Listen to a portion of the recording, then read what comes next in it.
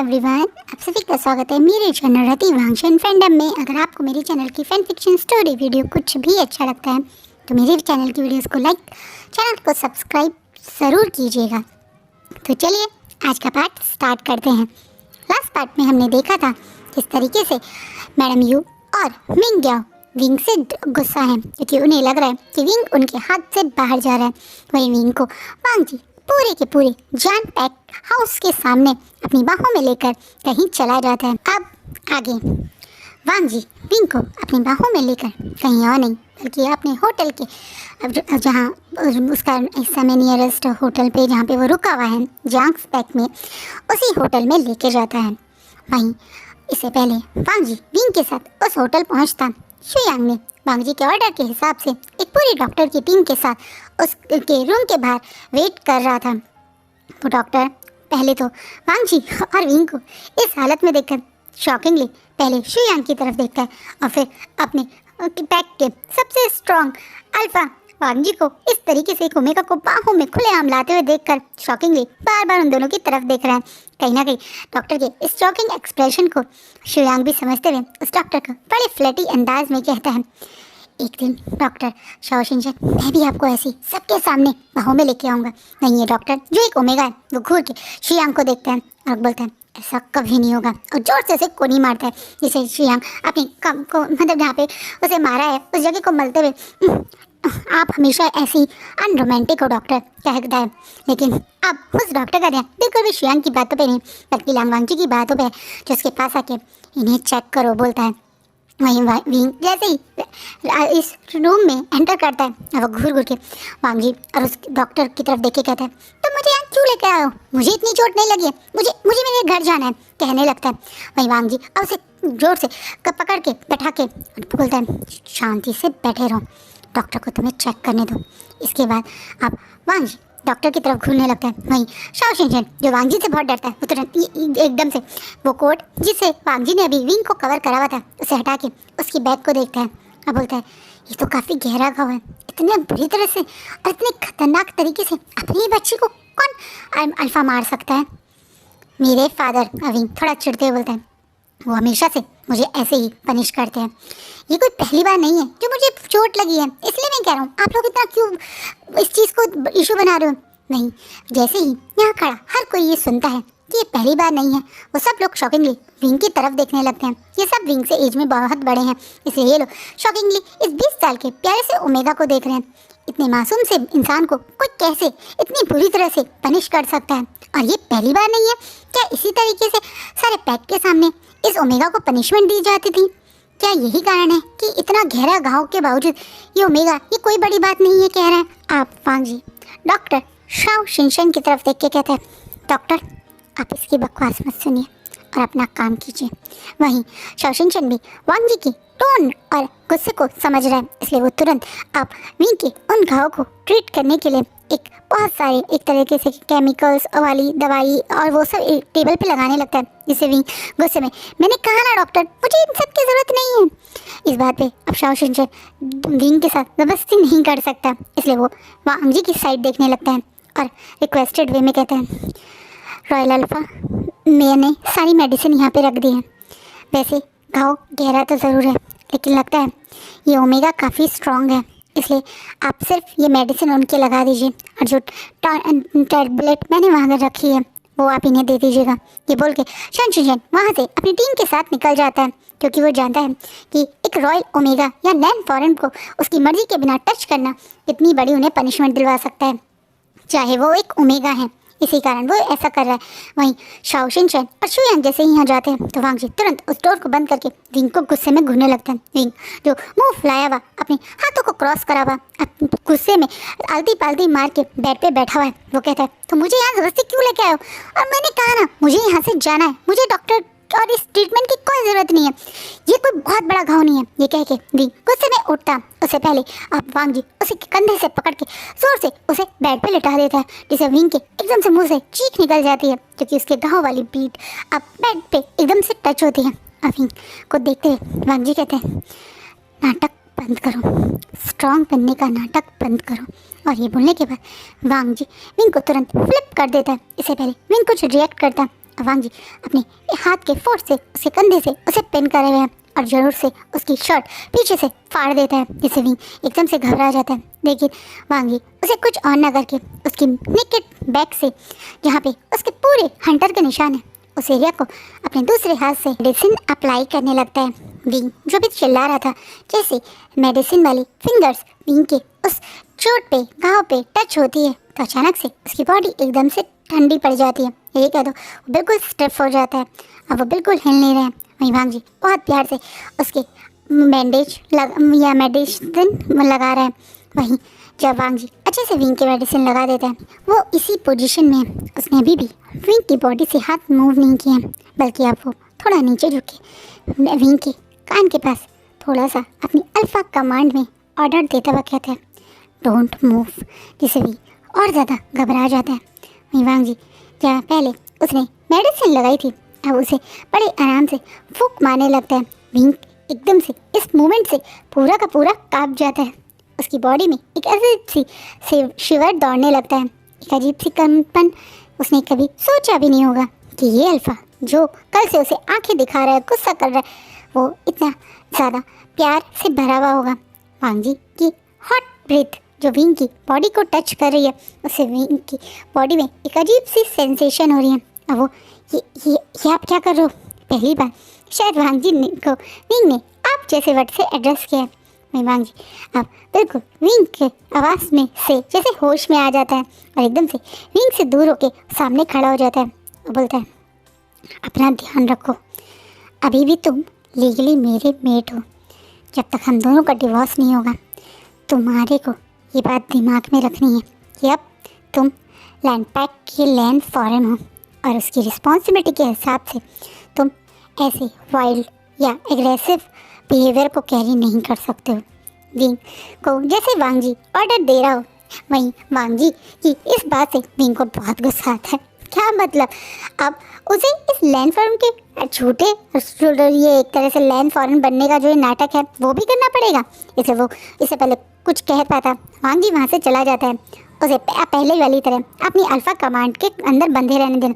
Wing कोशिश भी करता है खुद को मूव कर सके, पर वो नहीं कर सकता क्योंकि वांग जी ने उसे अपनी अल्फा कमांड डोंट मूव बोला था। अब विंग उसी बेड पे ऐसे लेटे लेटे कहता है, वो कहाँ फंस गया है, ये अल्फा कौन है और क्यों ये अचानक से उसे आज बचाने आया।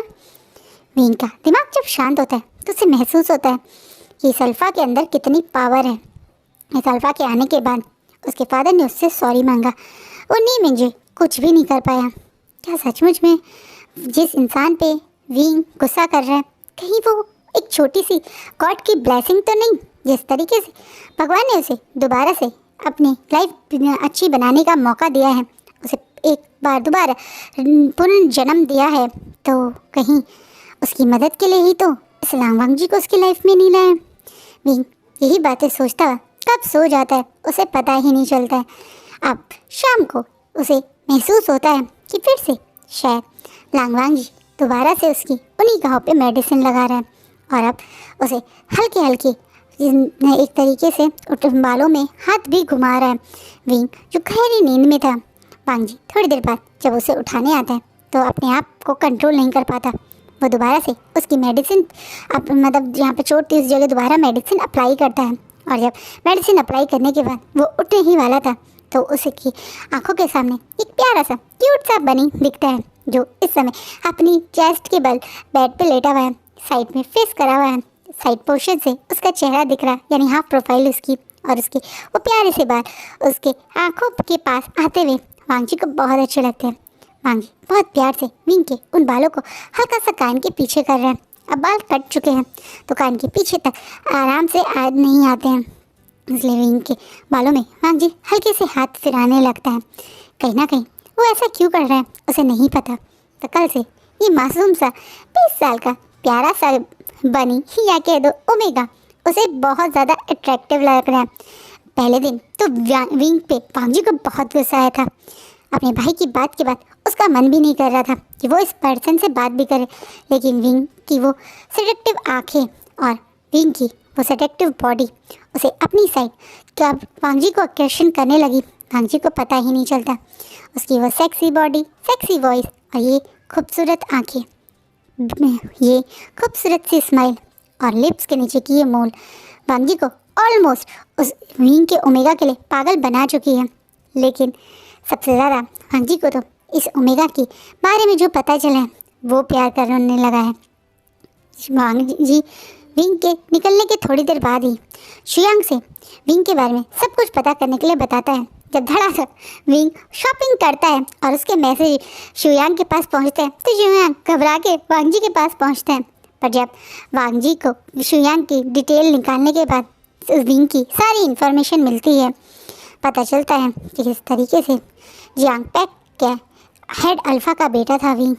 उसके बावजूद हमेशा स्कूल में और ऑफिस में उसी को सबसे ज़्यादा परेशानी झेलनी पड़ती है। उसकी स्टेप मदर उसे और उसकी बहन के साथ गलत व्यवहार करती है और विंग ने जो भी शॉपिंग करी वो एक नेसेसिटी या एक तरीके से जिस चीज़ की उसे ज़रूरत थी सिर्फ वही करी। उसने कोई महंगा सा ज्वेलरी का पीस नहीं लिया, उसने कुछ कपड़े लिए, अपने रूम की डेकोरेशन के सामान लिए और अपनी कार ली। कहीं ना कहीं इन चीज़ों से वांग जी विंग को समझने लगा इस इंसान की छोटी सी चाहत है। ये इंसान छोटी छोटी चीज़ों में खुशियाँ ढूंढने की कोशिश करता है। वांग जी विंग के बारे में इतना जान चुका था, इसलिए आप वो विंग को बहुत प्यार से देख रहे हैं और मन में सोच रहे हैं काफ़ी स्पेशल हो तुम, काफ़ी कुछ छुपा रखा है तुमने अपने इस मासूम चेहरे के पीछे। माई ओमेगा। कहीं ना कहीं वांग जी अब विंग को माई ओमेगा कहता है। वहीं विंग वांग जी की बाकी बातें तो नहीं पर माई ओमेगा सुन के हल्का सा आंखें खोलता है तो देखता है कि वांग जी उसे बहुत ज़्यादा घूरते हुए देख रहा है। वहीं विंग अब ऑलरेडी वांग जी की अल्फ़ा कमांड से फ्री हो गया था, इसे तुरंत बैठ जाता है। जैसे ही वो एकदम जोश से बैठता है तो वो शर्ट जो सिर्फ आगे उसकी बॉडी से चिपकी हुई थी वो तुरंत नीचे की तरफ गिर जाती है और विंग की अब नेकेड चेस्ट और नेकेड बॉडी वांग जी के सामने जिसे विंग आ करके अपने हाथों से कवर करने लगता है। विंग की इन हरकतों से वांग जी के चेहरे पे एक हल्की सी कनिंग स्माइल आ जाती है और इसे प्यारे से बड़ी को या ओमेगा को छेड़ने का मन करता है। इसलिए वो विंग के हाथों को पकड़ के घूरते बोलते क्या हुआ, क्या छुपा रहे हो तुम मुझसे? ये सब कुछ तो मैंने ऑलरेडी देखा हुआ है। शेमलेस अल्फा, तुम ऐसे कैसे मुझे ऐसे देख सकते हो? तो पीछे मुड़ करो, अपने फेस उधर करो। विंग अब वांग जी को फेस उधर करने के लिए बोलने लगते हैं और वांग जी बिल्कुल नहीं हिलता और घूरते हुए विंग को और ज़्यादा इंटेंसिटी के साथ नीचे की तरफ नजरें ले जाने लगता है और एकदम से विंग को देखकर एक कनिक से स्माइल लेता है जिसे विंग अब गुस्सा करता हुआ पिलो उठा के वांग जी के फेस पे मारते हुए मैंने कहा ना उधर मुँह करो, मैं तुम्हें बता रहा हूँ। तुम क्या?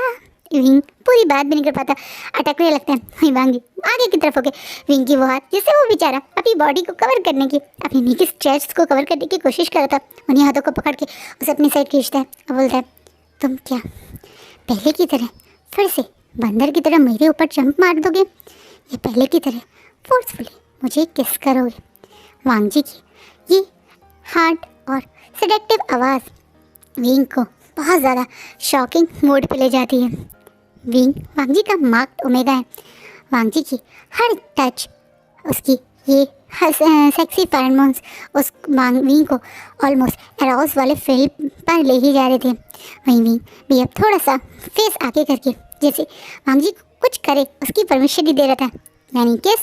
लेकिन वांग जी कुछ नहीं करता बल्कि साइड के एक मतलब साइड टेबल से एक टॉवल उठा के विंग की बॉडी पे फेंकते हुए कहता है चिंता मत करो, थोड़ी देर में तुम्हारे कपड़े भी आ जाएंगे और हाँ तुम्हारी फैमिली का मैंने कुछ सोचा है, तुम्हें शायद इंटरेस्ट आए क्योंकि जितना मैं तुम्हारी और फैमिली और तुम्हें जान चुका हूँ तुम्हें उस मीटिंग में इंटरेस्ट ज़रूर आएगा। ये बोल के वांग जी विंग को थोड़ा शॉकिंग स्टेज में छोड़ के वहाँ से चला जाता है और विंग वांग जी के जाने के बाद खुद को देखता है, उस टॉवल को देखता है जिसे वांग जी ने अभी विंग के ऊपर फेंका था और बोलता है विभूषण तुम ये क्या कर रहे थे? तुम उस अल्फा के सामने फिर से सरेंडर करने वाले थे? नहीं, तुम ऐसा कैसे कर सकते थे? शांत विभूषण शांत, तुम अपने गोल से नहीं हिल सकते हो, तुम्हें एक हैप्पी लाइफ बितानी है और अल्फा से दूर रहना है। ये अल्फा सिर्फ तुम्हें मार्क कर चुका है, इससे ज़्यादा कुछ नहीं। ओके, दूर रहना है। विंग अपने आप को मना रहा है लेकिन उसकी हार्ट बीट बहुत तेज़ हो गई है। सचमुच में वांग जी का उसके करीब आना उसे कहीं ना कहीं कुछ अजीब ही फील करवा रहा है, लेकिन वांग विंग इन बातों में नहीं पड़ना चाहता। वहीं जियांग फैमिली के साथ मीटिंग वाली बात से विंग जल्दी से वो कपड़े पहनकर अब वांग जी कहाँ है जानने के लिए बाहर की तरफ आता है तो देखता है शुयांग अपने गार्ड्स के साथ है। वहीं शुयांग फिर से विंग को देखे सर नीचे करता है और बोलता है सर ने आपको घर छोड़ने के लिए बोला है, आप चिंता मत कीजिए, मीटिंग की इन्फॉर्मेशन मैं आपको ज़रूर दूंगा। ये आपका फ़ोन, इसमें मैंने अपना नंबर और बॉस का नंबर सेव कर लिया है। इन केस ऑफ इमरजेंसी आप सबसे पहले मुझे फ़ोन कीजिएगा या आप चाहें तो बॉस को भी कर सकते हैं। शुयांग वांग जी का मैसेज विंग को देखते हुए विंग के हाथ में एक महंगा सा फ़ोन दे देता है।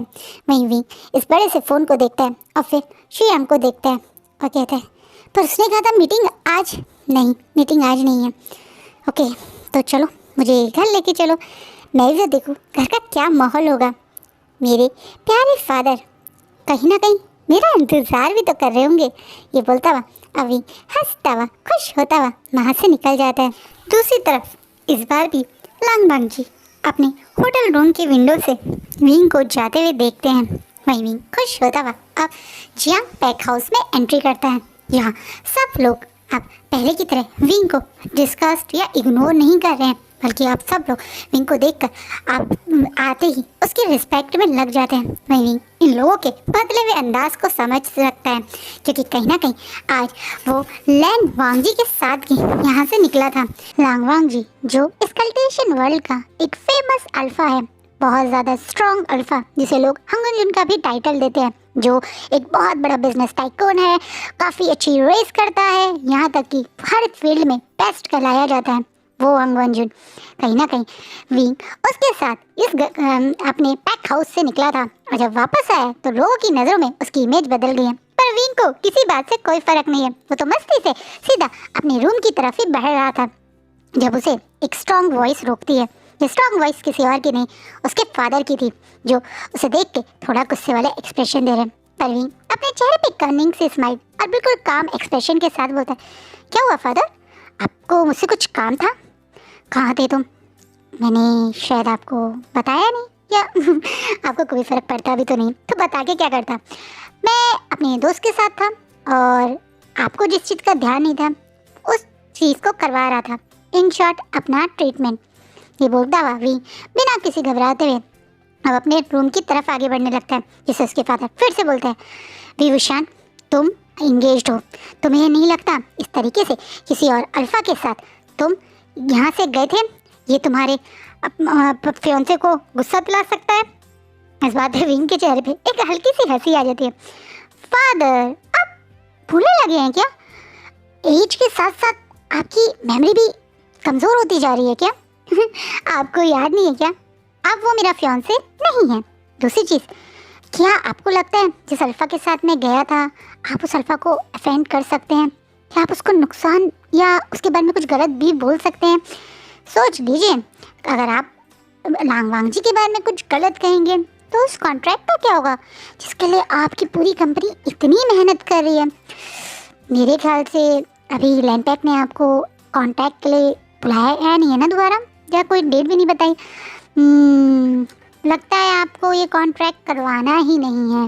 विंग थोड़ा सा अपने फादर को चिढ़ाता हुआ अब कनिंग सी स्माइल के साथ वहाँ से चला जाता है। इसके फादर मुट्ठी पीछे खड़े रहते हैं। ये अब आज वो कुछ भी नहीं कह पा रहे हैं, अपने फादर के बिना मतलब एक तरह से रिस्पेक्ट दिए, उनके बिना कोई बात सुने, जिस एटीट्यूड से विंग यहाँ से गया है, कहीं ना कहीं इस एटीट्यूड को यहाँ खड़े सब लोगों ने देखा।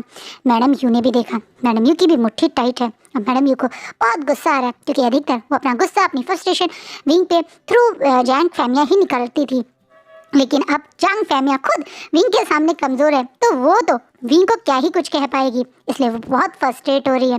वहीं दूसरी तरफ मिंगयाओ भी फर्स्ट्रेट हो रहा है। वो बहुत देर से या बार बार नी मिंजे को कॉल पे कॉल कर रहा है, पर नी मिंजे उसके किसी कॉल का रिस्पॉन्स नहीं कर रहे हैं। और गुस्से में उसी फ़ोन को ज़ोर से फेंकता है और गुस्से में बेड पे बैठ के बताए इतना एटीट्यूड, वो भी मुझे, क्या हो गया तुम्हें? हाँ तुम तो मेरे पपी थे ना, मेरे डॉग, जैसा मैं कहूँ वैसा करते थे, कहूँ जंप मारो तो जंप मारते थे, मेरे आगे पीछे घूमते रहते थे, और आज तुम मुझे एटीट्यूड दिखा रहे हो उस विभूषण की वजह से। डोंट वरी नहीं मिंजे, मैं तुम्हें अपने हाथ से इतने आराम से नहीं जाने दूंगा। तुम्हें क्या लगता है तुम मेरी लाइफ से ऐसे ही चले जाओगे? तुम्हें पाने के लिए मैंने बहुत पापड़ बेले हैं। मुझे नी फॉरेन बनना है। जिन क्लैन में जो इज्जत मुझे नहीं मिली वो इज्जत मुझे चाहिए तुमसे, और वो तुम ही मुझे दे सकते हो। नी मिंजे को याद करता हुआ फ्रस्ट्रेट होता हुआ मिंग्याओ अपने रूम में इधर उधर सामान फेंक रहा है। वो जानता है कि उसके क्लैन में उसे एक नाजायज बच्चे का ही टाइटल मिलता है, इलेजिटिमेट सन।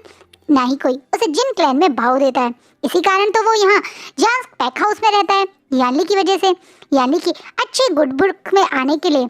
और यहाँ पे रहकर वो नी मिंजे को टारगेट करता है। विंग के फियांसे को अपना बनाना चाहता है ताकि वो नी फॉरेन बन सके। विंग के सराउंडिंग के सब लोग विंग का फायदा उठाने से चूकते नहीं थे। जैसे नी मिंजे को पटाने के लिए मिंग्याओ विंग का दोस्त बनने का नाटक करता है। कहते हैं एक दुश्मन, ये समझदार दुश्मन से इतना डर नहीं होता जितना डर एक फेक दोस्त से होता है। एक ऐसा दोस्त जो एक तरफ आपके दोस्त बनने का नाटक करे और दूसरी तरफ आप ही के पीठ के पीछे खंजर पे, वो ज़्यादा खतरनाक होता है। विंग की लाइफ में एक ऐसा दोस्त मिंग्याओ था। कहीं ना कहीं मिंग्याओ को विंग के फियांसे पे गंदी नज़र थी। विंग ये बात तब तक जान भी नहीं पाया जब तक वो मरा नहीं था, लेकिन इस बार विंग सब जानता है। इस बार मिंग्याओ की कोई भी चाल उस पर काम नहीं हो करेगी। मिंग्याओ अपनी चाल के हिसाब से विंग के पास पहुंचता है, अपनी स्वीट सी स्माइल और ऐसे जताते हुए जैसे उसे विंग की कितनी फिक्र है। इसलिए कुछ मेडिसिन और चॉकलेट अपने साथ लेके वो सीधा विंग के रूम में नॉक करने पहुंच जाता है। वहीं विंग जो अभी रिलैक्स हो रहा था, या ये कह दे वांग जी को याद कर रहा था, हल्का हल्का ब्लश कर रहा था। वांग जी ने जैसे आज उसके साथ बिहेव किया, उस बातों को याद करते हुए उसके चेहरे पे कब ब्लश आ गया उसे पता नहीं चलता है, लेकिन उसके थॉट से उसे बाहर मिंग्याओ लाता है जो उसके डोर पे खड़ा है अपनी कनिंग सी स्माइल के साथ, यही कह दो नाटक वाली स्माइल के साथ। वहीं विंग जैसे ही मिंग्याओ को अपनी डोर पे देखता है तो उसकी मुट्ठी टाइट और चेहरे पे वो भी एक फेक हंसी रखता है। जैसे लोग उनके साथ वैसा ही व्यवहार करना चाहिए।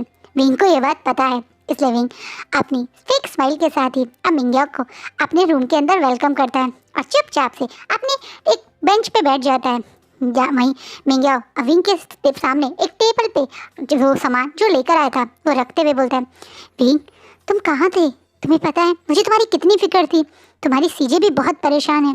तुम्हें पता है आज सीजे ने बिल्कुल रेस्ट नहीं किया, यानी सीजे कब से तुम्हारे फिक्र में थी। मैं अभी अभी उन्हें मेडिसिन और कुछ खाना खिला के आया हूँ और उनसे वादा करके आया हूँ कि मैं तुम्हें खाना और तुम्हें भी मेडिसिन दूंगा।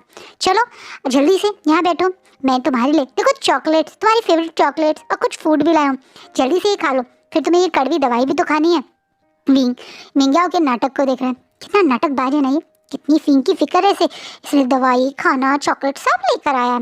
हाँ, जैसे झूठे लोग जहर का मन करता है इनकी तो जान निकाल लेनी चाहिए। पर विंग फिर भी अपने आप को काम और शांत रखते हुए अब पर अपने चेहरे पे एक स्माइल के साथ बोलता है, thank you so much Mingyao, तुम कितने स्वीट हो ना, तुम कितना ध्यान रखते हो सबका। सचमुच में अगर तुम हमारे जांग्स पैक में ना हो तो ना ही सीजे, ना ही मैं और कोई भी पैक मेंबर अच्छे से खाना भी खा पाए। वो तो तुम ही हो जो देखो सबके खाने का ध्यान रखते हो। विंग मन ही मन में मिंग्याओ को चिढ़ा रहा है। मिंग्याओ को समझ भी नहीं आ रहा मिंग्याओ ये सचमुच में इसे अपना कॉम्प्लीमेंट कर। थैंक यू विंग, तुम्हें पता है ना मुझे तो किसी की भी हेल्प करने में खुशी मिलती है। मुझे तो याद भी नहीं रहता मैंने कितने सारे लोगों की हेल्प कर देता हूँ। मिंग्याओ थोड़ा स्माइल करता हुआ खुद की तारीफ करते हुए बोलता है, जैसे विंग के चेहरे पे एक कनिंग से स्माइल आ जाती है। हाँ, मैं बहुत अच्छे से तुम्हारा सच जानता हूँ मिंग्याओ। चलो मिंग्याओ तुम भी जाके रेस्ट कर लो, और रही इस खाने की बात तो डोंट वरी, मैंने यहाँ आने से पहले अच्छे से खाना खा लिया था। और मेडिसिन के लिए थैंक यू सो मच, पर ऑलरेडी मुझे डॉक्टर देख चुके हैं और उन्होंने मुझे ऑलरेडी जो मेडिसिन दी है वो देखो वो मैं खा चुका हूँ। अभी अपनी फिंगर से साइड टेबल पे रखी हुई मेडिसिन के दिखाते हुए बोलते हैं, मैं मिंग्याओ अब विंग के साइड पे रखी हुई मेडिसिन को देखकर अविंग की तरफ देखता है और थोड़ा सा क्योंकि इसके दिमाग में कुछ ऐसी बात जो आई जो शायद वो चाहता नहीं सच हो, एकदम से पूछता है, क्या ये सब तुम्हारे को तुम्हारे फियांसे मिंजे गाने दिया क्या तुम्हें ये सारी मेडिसिन और डॉक्टर के पास दगा लेके गए थे? मिंग्याओ जिसे लगा कि विंग शायद अभी बाहर गया था और मिंग्याओ उसका फ़ोन नहीं उठा रहे हैं, क्या पता विंग को कहीं ना कहीं नी मिंजो ही ले गए हो। उस बात पे विंग के चेहरे पे कनिंग सी स्माइल आ जाती है। विंग बोलता है नाम मत लो उस अल्फा का। मिंगो शॉकिंगली विंग को देखता है। मैंने कहा उस अल्फा का मेरे आगे अब दोबारा कभी नाम मत लेना तुम। वो मेरी लाइफ में कुछ नहीं है। और क्यों लेके जाएगा वो मुझे डॉक्टर के पास? उसे कभी फिक्र है मैं कहाँ हूँ कैसा हूँ? तो उसने मुझे ये मेडिसिन बिल्कुल नहीं दिलाई है। ये मुझे अल्फा लांग वांगजी ने दिलाई है। ओ मिंगो मैं तुम्हें कैसे बताऊँ, मैंने इतना हैंडसम अल्फा कभी नहीं देखा जितना हैंडसम अल्फा लांग वांगजी हैं। तुम्हें पता है वो कितने स्वीट हैं? तुम्हें पता है उन्होंने मेरी कितनी केयर करी? वो मुझे डॉक्टर के पास ले गए और ये सारे गिफ्ट जो मैं अभी लाया था ये सब मुझे उन्होंने तो दिलवाए हैं। ये पूरा रूम जो डेकोरेट मैंने किया है ये सब भी मुझे उन्होंने दिलवाए हैं। वो उन जैसा हैंडसम अल्फा कोई नहीं हो सकता। विंग जान पूछ के मिंग्याओ के सामने वांगजी की तारीफ पे करे जा रहा है। वहीं वांगजी का नाम सुन के मिंग्याओ की मुट्ठी टाइट हो जाती है। वो एकदम से थोड़ा सा फ्रस्ट्रेट होकर बोलता है विंग तुम ये गलत कर रहे हो। तुम्हें पता है ना तुम्हारे अल्फा नी मिंजो हैं, वो तुम्हारे फियांसे हैं। नहीं मिंग्याओ तुम्हें गलत फहमी है, मैंने उन्हें छोड़ दिया है और उन्होंने भी मुझे। तुम भूल गए क्या उन्होंने क्या बोला था? वो मेरे फियांसे नहीं है। सेम चीज़ मैं दोबारा बोल देता हूँ, वो मेरे फियांसे नहीं है। अब मुझे उनमें कोई इंटरेस्ट नहीं है क्योंकि मेरा इंटरेस्ट तो लांग वांगजी में है। तुम्हें क्या लगता है लांग वांगजी के सामने ये नी मिंजो है कौन? भी बड़े एटीट्यूड से बोल रहा है। वहीं एकदम से इस बात से मिंग्याओ को भी थोड़ी फ्रस्ट्रेशन और उसकी मुट्ठी भी टाइट हो जाती है। इसका क्या मतलब है कि विंग को अब नी मिंजो से कोई मतलब नहीं? ऐसा कैसे हो सकता है? उसे तो नी मिंजो से बहुत प्यार था ना। वो तो हमेशा नी मिंजो के आगे पीछे घूमता रहता था। मिंग्याओ को विंग को परेशान होते देखकर बहुत मजा आता था। जब नी मिंजो उसे इग्नोर करके मिंग्याओ को अटेंशन देते थे तो विंग के चेहरे पे जो दुख आ जाता था मिंग्याओ को वो देखने में बहुत मजा आता था। लेकिन अब विंग नी मिंजो के नाम से भी कुछ रिएक्ट नहीं कर रहा। उसकी आंखों में कोई पेन नहीं, चेहरे पे कोई शिकन नहीं। कम से कम विंग एक बार को प्रिटेंड भी कर सकता था, लेकिन विंग ने कुछ नहीं किया। जिस चीज़ से अब मिंग्याओ बहुत फ्रस्ट्रेट हो रहा है और बोलता है विंग तुम तो बहुत प्यार करते थे ना नी मिंजो को, अचानक से तुम ऐसे कैसे बदल गए? मिंग्याओ क्योंकि मुझे समझ में आ गया है प्यार सेकेंडरी होता है, सबसे ऊपर सेल्फ रिस्पेक्ट होती है। और मैंने प्यार के चक्कर में अपनी सेल्फ रिस्पेक्ट बहुत गंवा दी थी, लेकिन अब मैं ऐसा कुछ नहीं करूँगा। लेकिन अब मैं सिर्फ अपने आप को और अपनी हैप्पीनेस को ही सबसे ऊपर रखूँगा। तो अब मुझे लगता है कि मुझे उस बारे में ज़्यादा बात नहीं करनी चाहिए। और ये बोल के भी इग्नोर करता हुआ मिंग्याओ को अब अपने बेड पे बैठ के बड़े आराम से अपने बेड के साइड टेबल पे एक मैगजीन को उठा के पढ़ने लगता है। वहीं मिंग्याओ वहाँ खड़ा हुआ है और विंग को शॉकिंग एक्सप्रेशन से देख रहा है। वहीं विंग अब मिंग्याओ की तरफ देखता है और अपनी कनिंग से स्माइल के साथ बोलता है तुम्हें कुछ और काम था क्या मिंग्याओ? क्योंकि तुम जिस काम के लिए थे वो तो मैं क्लियर कर चुका हूँ। ना मुझे मेडिसिन चाहिए और ना ही मुझे कुछ खाना चाहिए। क्या तुम अब जा सकते हो? मैं थोड़ा रेस्ट करना चाहता हूँ। विंग बड़े प्यार से मिंग्याओ से बोल रहा है। वहीं मिंग्याओ ओके कह के वहाँ से बाहर निकल जाता है, लेकिन उसके दिमाग में उथल पुथल मच रही है। उसे समझ नहीं आ रहा है कि जो विंग कह रहा है वो सच है। पर विंग ऐसे कैसे इतनी जल्दी नी मिंजो से मूव ऑन कर सकता है? नी मिंजो के आगे पीछे विंग घूमता रहता था, उनके प्यार के अटेंशन के लिए कुछ भी करने को तैयार रहता था, और अब कह रहा है उसे कोई फर्क नहीं पड़ता। मिंग्याओ जो अपने आप में बहुत कॉन्फिडेंट है वो एकदम से बोलता है मुझे पता है विभूषण तुम मेरे सामने प्रिटेंड कर रहे हो, बट तुम कुछ देर में नी मिंजो के पास जरूर जाओगे उनसे रिक्वेस्ट करने, उनके प्यार के लिए भीख मांगने। मैं तुम्हें बहुत अच्छे से समझ चुका हूँ। मिंग्याओ मन में बड़बड़ा रहा है, पर बिना ये जाने कि अब ये विभूषण तो कभी भी मिंग्याओ और नी मिंजो के पास वापस जाने के बारे में नहीं सोच रहा है। वहीं दूसरी तरफ जाइन फैमिया अब बहुत परेशान है। वो इधर उधर अपने रूम में जोर जोर से घूम रहे हैं। वहीं मैडम यू उनके पास आके गुस्सा करते हुए कहती है, गुस्से में फ्रस्ट्रेशन में चिल्लाते हुए बोलती है अल्फा आपकी हिम्मत कैसे हुई मेरी सबके सामने बेइज्जती करने की? आप ऐसे कैसे बोल सकते हैं मैं लूना नहीं हूँ? आपको क्या लगता है तुम आपके कहने से मैं लूना नहीं रहूंगी? मैं लूना हूँ। ये बोलती हुई मैडम यू जैन फैमिया के हाथ को गुस्से में पकड़ती है, जैसे कि वो जैन फैमिया को गुस्सा दिखा सकती है। जैन फैमिया को ये बात बिल्कुल पसंद नहीं आती, इसलिए वो गुस्से में पहले अपना हाथ मैडम यू के हाथ से छुड़ाते हैं और जल्दी से मैडम यू का गला दबाते हुए उन्हें दीवार पे पिन कर देते हैं और गुस्से और फ्रस्ट्रेशन में बोलते हैं हिम्मत कैसे हुई तुम्हारी मेरे ऊपर चिल्लाने की? भूलो मत तुम एक मिस्ट्रेस थी, तुम्हारा सच वही है। अब तक मैंने तुमसे शादी भी नहीं करी है और तुम सोच रहे हो तुम मुझ पे चिल्ला सकती हो? तुम्हें क्या लगता है तुम्हारे ये लूना बनने की बात को मैं अब तक बर्दाश्त कर रहा था तो तुम सचमुच में खुद को लूना मानोगी? तुम कुछ नहीं हो, तुम सिर्फ एक वेट्रेस थी जो बार में वेट्रेस का काम करती थी। तुमने मुझसे अपनी चाल में फंसा के मेरे साथ सोकर खुद को प्रेग्नेंट करा और बाद में ये पैक हाउस में घुस गई। ये है तुम्हारा सच।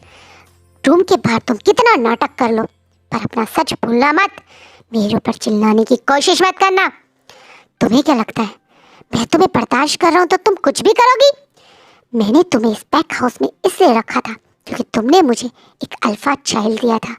अगर तुमने मुझे ये अल्फा चाइल्ड नहीं दिया होता तो मैं तुम्हें उसी रात मार देता जिस रात तुम मेरे पास अपनी प्रेगनेंसी की खबर लेकर आई थी। आज के बाद मेरे ऊपर अपना गुस्सा और आवाज़ तेज करने की कोशिश मत करना। तुम्हें जो करना था तुम करती थी पर मैं कुछ नहीं बोलता था। तुम्हें जो करना था तुम चुपचाप से कर लो। मैं अब भी कुछ नहीं कहूँगा, लेकिन अगर तुमने फिर से ऐसी कोई गलती करी जिससे मेरी हेड अल्फा होने की पोजीशन पे फर्क भी पड़ा तो मैं तुम्हें मार दूंगा। ये बोलते हुए जैन फेमिया और गुस्से में मैडम यू का गला दबाने लगते हैं। वहीं मैडम यू अब जोर जोर से अपने हाथों को और मैडम वो जैन फेमिया के कंधे पे और हाथों पे मारने लगती हैं जिससे उनकी जैन फेमिया की पकड़ थोड़ी ढीली हो। वहीं जैन फेमिया की पकड़ थोड़ी सी ऐसी ढीली होती है, वो जोर से जैन फेमिया से खुद को छुटा के नीचे फ्लोर पे बैठ जाती हैं और जोर जोर से सांसें लेने लगती हैं। अब जैन फेमिया बिल्कुल उनके सामने बैठ के उनके फेस को ऊपर उठाते हुए कहते हैं, जितना मिले उतने में खुश रहो। ज़्यादा लालच करने की कोशिश करी ना तो ना ही तुम कहीं की रहोगी ना ही मैं कहीं का रहूँगा। तुम्हें क्या लगता है तुम्हारी फैमिली जो रोड पे रहने लायक है उसे मैंने इस पैक हाउस में जगह दी? तुम्हारे वो रिलेटिव जो कभी इस पैक हाउस के नौकर बनने लायक नहीं थे वो इस पैक हाउस में एक शान की ज़िंदगी जीते हैं। ये सब कुछ मैंने तुम्हें दिया है क्योंकि तुमने मुझे एक अल्फा बेटा दिया। इतने में ही खुश रहो, लूना बनने की कोशिश मत करो और मेरे काम में तो बीच में कभी मत आना। तुम्हें नहीं पता मैं अल्फा कितनी मुश्किल से बना हूँ और अगर तुम्हारी वजह से मेरे किसी भी काम में गड़बड़ हुई तो तुम्हें अपने हाथों से मारने में मुझे 1 मिनट नहीं लगेगी। ये बोलते हुए जैन फेमिया अब मैडम यू को घूर घूर के देखने लगते हैं। वो मैडम यू जो रूम के बाहर सब पे तदोस जमाती है, सबके सामने एक क्रूल अकड़ू लेडी बन के घूमती है, अंदर वो इस समय थर थर काँप रही है। जैन फेमिया अब खड़े होते हैं, अपने कपड़ों को साफ करते हुए कहते हैं, तुम्हारी हिम्मत मेरे ऊपर चोट लाने की थी ना तो अब रात भर इस फ्लोर पे ऐसे ही रहना। जब तक मैं सुबह उठूँ ना उससे पहले इस फ्लोर से उठ मत जाना। घुटनों के बल मुझे ऐसे ही पूरी रात तुम यहाँ बैठे हुए चाहिए। ये बोलते हुए जैन फेमिया अब अपने बेड पे जाके आराम से सो जाते हैं। वही मैडम यू जैसा जैन फेमिया ने बोला वो फ्लोर पे ऐसे ही बैठी रहती है पूरी रात। उसकी आंखों में एक डर, घबराहट और लगातार आंसू थे। सचमुच में कितनी कोशिश करी ना मैडम यू ने लूना बनने की, इतनी चाल, इतने फरेब, इतने सब काम करने के बावजूद भी आज भी वो वही है जहाँ वो पहले थी, घुटनों के बल एक मिस्ट्रेस के टाइटल के साथ। कहते हैं झूठ कितना भी हो, झूठ को सच बनाने में सामने वाला कितना बहादुर बनता हो, कितने फरेब करता हो, कितना शोर मचाता हो, रोता हो, नाटक करता हो, विक्टिम कार्ड खेलता हो, आखिरी में उसके साथ वही होता है जो वो डिज़र्व करता है। आज घुटनों पे बैठने वाली मैडम यू यही डिज़र्व करती है। विंग की ज़िंदगी में आकर उसकी फैमिली को खुशियाँ छीनी थी इस औरत ने। उसकी मदर की मौत का कारण थी ये औरत और कहीं ना कहीं कोई बहुत बड़ी चाल खेली थी इस औरत ने जिसके बारे में कोई नहीं जानता, लेकिन भगवान तो जानता है ना। चाहे कितना झूठ छुपाओ, दुनिया से छुपाओ, शायद तुम्हारा झूठ तुम्हारे अलावा शायद कोई भी ना जानता हो, लेकिन वो भगवान तो जानता है ना। और वो सच झूठ का हर एक का हिसाब रखता है और जब उसका मौका आएगा तो वो तुम्हें इसी तरह घुटनों पे बैठाएगा भी जैसे इस समय मैडम यू बैठी हुई हैं। सबके सामने जितने झूठ है उनके वो सब का कारण ही है कि वो यहाँ ऐसे घुटनों पे बैठी हुई है। मैडम यू घुटनों पे बैठ के अभी भी पछता नहीं रही है। गलती करने के बाद पछताना हर किसी की आदत थोड़ी होती है। लोग तो गलती करके दूसरों पे और एटीट्यूड दिखाते हैं और ज्यादा उसे ये जताते हैं कि वो कितने सही थे और उन्होंने तो कोई गलती नहीं करी। मैडम यू भी उनमें से एक है। मैडम यू भी अपने आप को जैसे अभी भी गलत मानने को तैयार नहीं है। अभी भी वो बैठे बैठे फ्रस्ट्रेट होते हुए यही कैसो कह रही है, विशान जान ली, तुम दोनों की वजह से मेरी ये हालत है। काश मैं तुम दोनों को मार सकती। इस अल्फा के अंदर अल्फा वाले कोई गुण नहीं है। मुझे लगा था ये एक ट्रू ब्लड अल्फा निकलेगा जो मेरे प्यार के लिए कुछ भी करेगा, लेकिन ये तो एक डरपोक अल्फा निकला। सिर्फ उन एल्डर्स के सामने तुम्हें बचाने के कारण ही मैं चुप बैठी हूँ, वरना मैं जिस दिन इस पैक हाउस में आई थी उसी दिन तुम दोनों को मार देती। अब तक मैंने जो किया शायद उसके बावजूद भी तुम दोनों को कल नहीं आई। विशान, तुम्हारी वजह से ही मेरे साथ ये सब हो रहा है, इसका बदला मैं तुमसे ज़रूर लूँगी। कहते भी मैडम मुठ्ठियाँ भींच रही हैं। वहीं दूसरी तरफ एक न्यू मॉर्निंग होती है, एक ऐसी मॉर्निंग जो शायद विंग की लाइफ को आज और अच्छे से बदल देगी। विंग जो बहुत खुशी से आज उठता है और उठते ही सबसे पहले वो ब्रेकफास्ट करने नीचे जाता है, जहाँ उसे एक किसी के चिल्लाने की आवाज़ आती है। विंग इग्नोर करता हुआ पहले अपने ब्रेकफास्ट पे ही ध्यान देना चाहता था, लेकिन जब वो सुनता है कि ये चीखने की आवाज़ किसकी है तो उस पर खुद पे कंट्रोल नहीं होता। अपनी ब्रेकफास्ट टेबल को छोड़ के वो उस रूम की तरफ दौड़ पड़ता है और जैसे ही वो रूम के बाहर पहुंचता है तो अब उसे वो आवाज़ बिल्कुल क्लियर दिख रही है, सुनाई दे रही है और वो गुस्से में दरवाज़ा जोर से खोलता है तो सामने मैडम यू याली को पनिश कर रही थी। बहुत बुरी तरह से स्टिक से उसे पीट रही थी और याली सिर्फ मुंह नीचे करके घुटनों के बल पिट रही थी। बहुत दर्द होने की वजह से ही उसके मुंह से चीख निकल रही थी, वरना वो तो शायद चीखना भी नहीं चाह रही। कितना कंट्रोल कर रही है साफ पता चल रहा है, क्योंकि एक हाथ से वो बार बार अपना मुंह दबा रही है। वहीं कहीं ना कहीं ये नज़ारा देख के विंग की आँख शौक में बड़ी और गुस्सा आंखों में तर जाता है। अभी गुस्से में रुक जाओ करके चिल्लाता है, जैसे मैडम यू एकदम से घबरा के रुक भी जाती है, लेकिन फिर विंग को देख के अपने चेहरे पे कनिंग स्माइल के बिना रुके दोबारा से स्टिक मार याली को मारने लगती है। याली विंग को यहाँ देखकर शौक थी, लेकिन विंग अब गुस्से में आके सीधा मैडम यू को जोर से धक्का मारता है, जिससे मैडम यू पीछे की तरफ गिर जाती है। और गुस्से में अपनी सीजे को उठाते हुए उन्हें खड़ा करते बोलते हैं, ये क्या हो रहा था? जिसपे मैडम यू गुस्से में अपने कपड़े झाड़ते बोलते, तुम्हारी इतनी हिम्मत, तुम मुझ पे गुस्सा दिलाओ? भूलो मत मैं तुम्हारी माँ हूँ, तुम्हें पनिशमेंट दे सकती हूँ। याली की गलती के लिए उसे पनिशमेंट दे रही थी और तुम बीच में आ रहे हो कि बहुत शौक था ना तुम्हें रूल्स बुक का। तो रूल्स के हिसाब से एक मदर अपने बच्चे को पनिशमेंट जब दे तो बीच में कोई और नहीं आ सकता है। इस बात पे आप वे गुस्से में याली की तरफ देखते हुए और मैडम यू की तरफ देखते हुए कहता है, तुम मेरी मदर नहीं हो और ना ही तुम मेरी सीजे की मदर हो। तुम मेरी मदर कैसे हुई? तुमसे मेरे फादर ने शादी भी नहीं करी है, तुम सिर्फ यहाँ एज अ मिस्ट्रेस रहती हो। बोलो मत, दोबारा याद दिलाने के लिए मुझे मजबूर मत करो।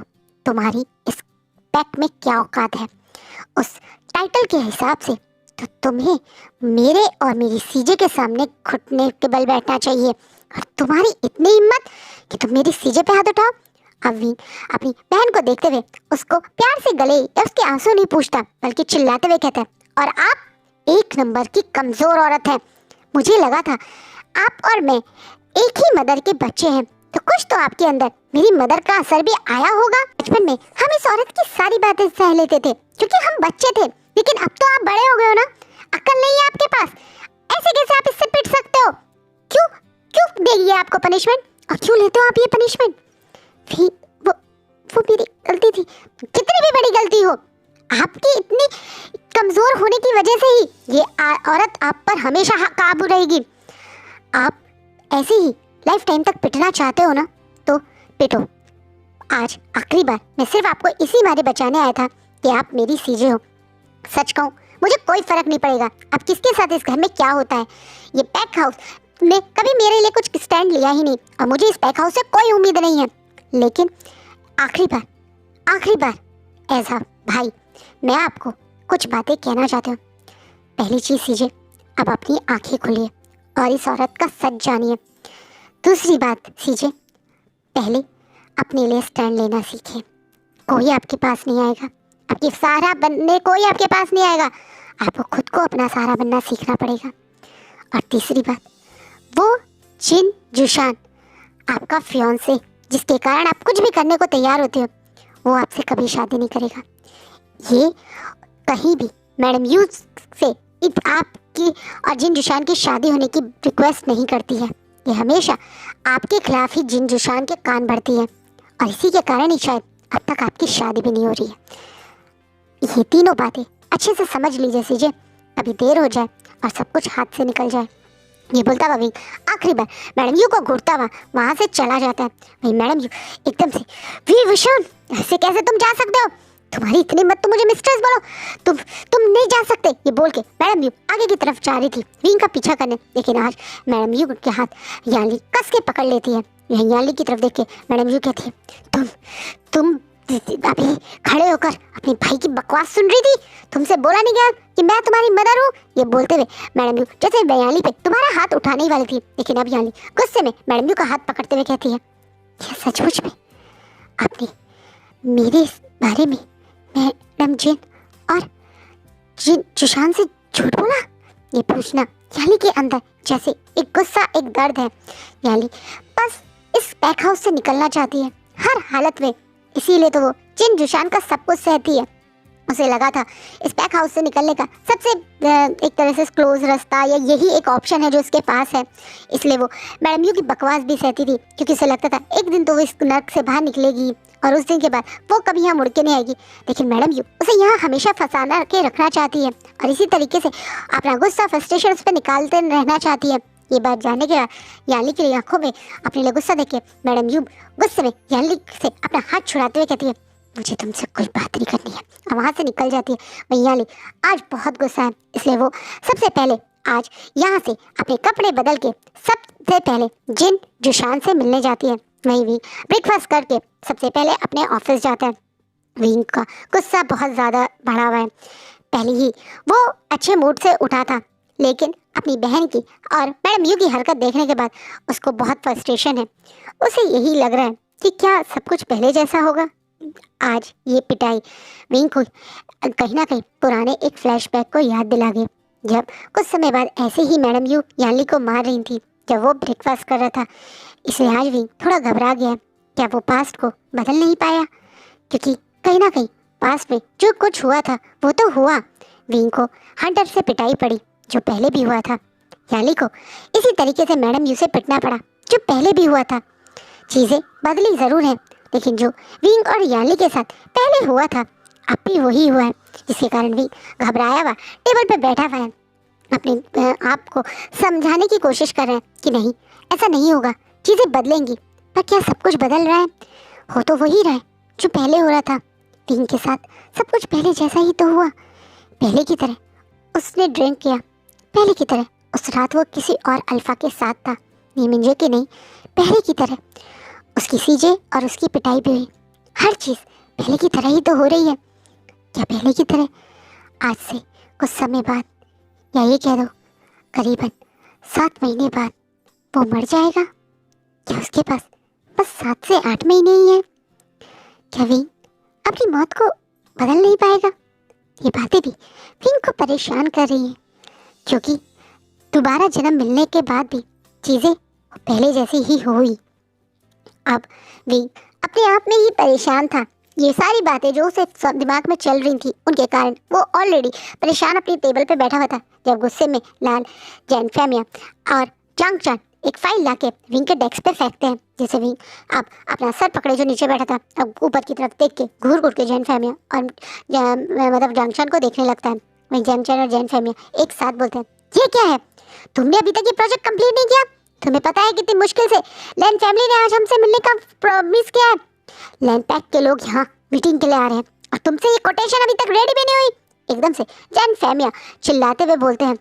वही पहले उस फाइल को देखते हैं, फिर जैन फैमिया को देखते हैं, फिर जंक्शन को देखते हैं और जैसे जैन फेमे ने गुस्से में उसके ऊपर फाइल फेंकी, वैसे ही उस फाइल को उठा के सीधा जांगचैन के मुंह पे फेंकता है, जिसे जैन फेमिया और जांगचैन समझ नहीं पाते। इतनी जोर से वो फाइल जांगचैन के फेस पे लगी, एक बार को जांगचैन अपना सर भी मलने लगता है। अभी जितने गुस्से में जैन फेमिया उस पर चिल्लाए थे, उतने ही गुस्से में चिल्लाते हुए जांगचैन को बोलता है, दिखाई नहीं दे रहा फादर कितने परेशान है, और तुम ये फाइल लेके मेरे पास आ गए। ये प्रोजेक्ट तो शुरू से तुम संभाल लेते ना, तुम ही तो हो जांग कॉर्पोरेशन के फ्यूचर हायर, तुम ही सारे बड़े प्रोजेक्ट संभालोगे, उनकी कोटेशन रेडी करोगे, सारे प्रोजेक्ट को हैंडल करोगे, मुझे ये ज्ञान दिया गया था।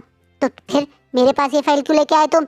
जैन फेमिया को कुछ ना बोल के वहीं जांगचैन पे गुस्सा कर रहा है।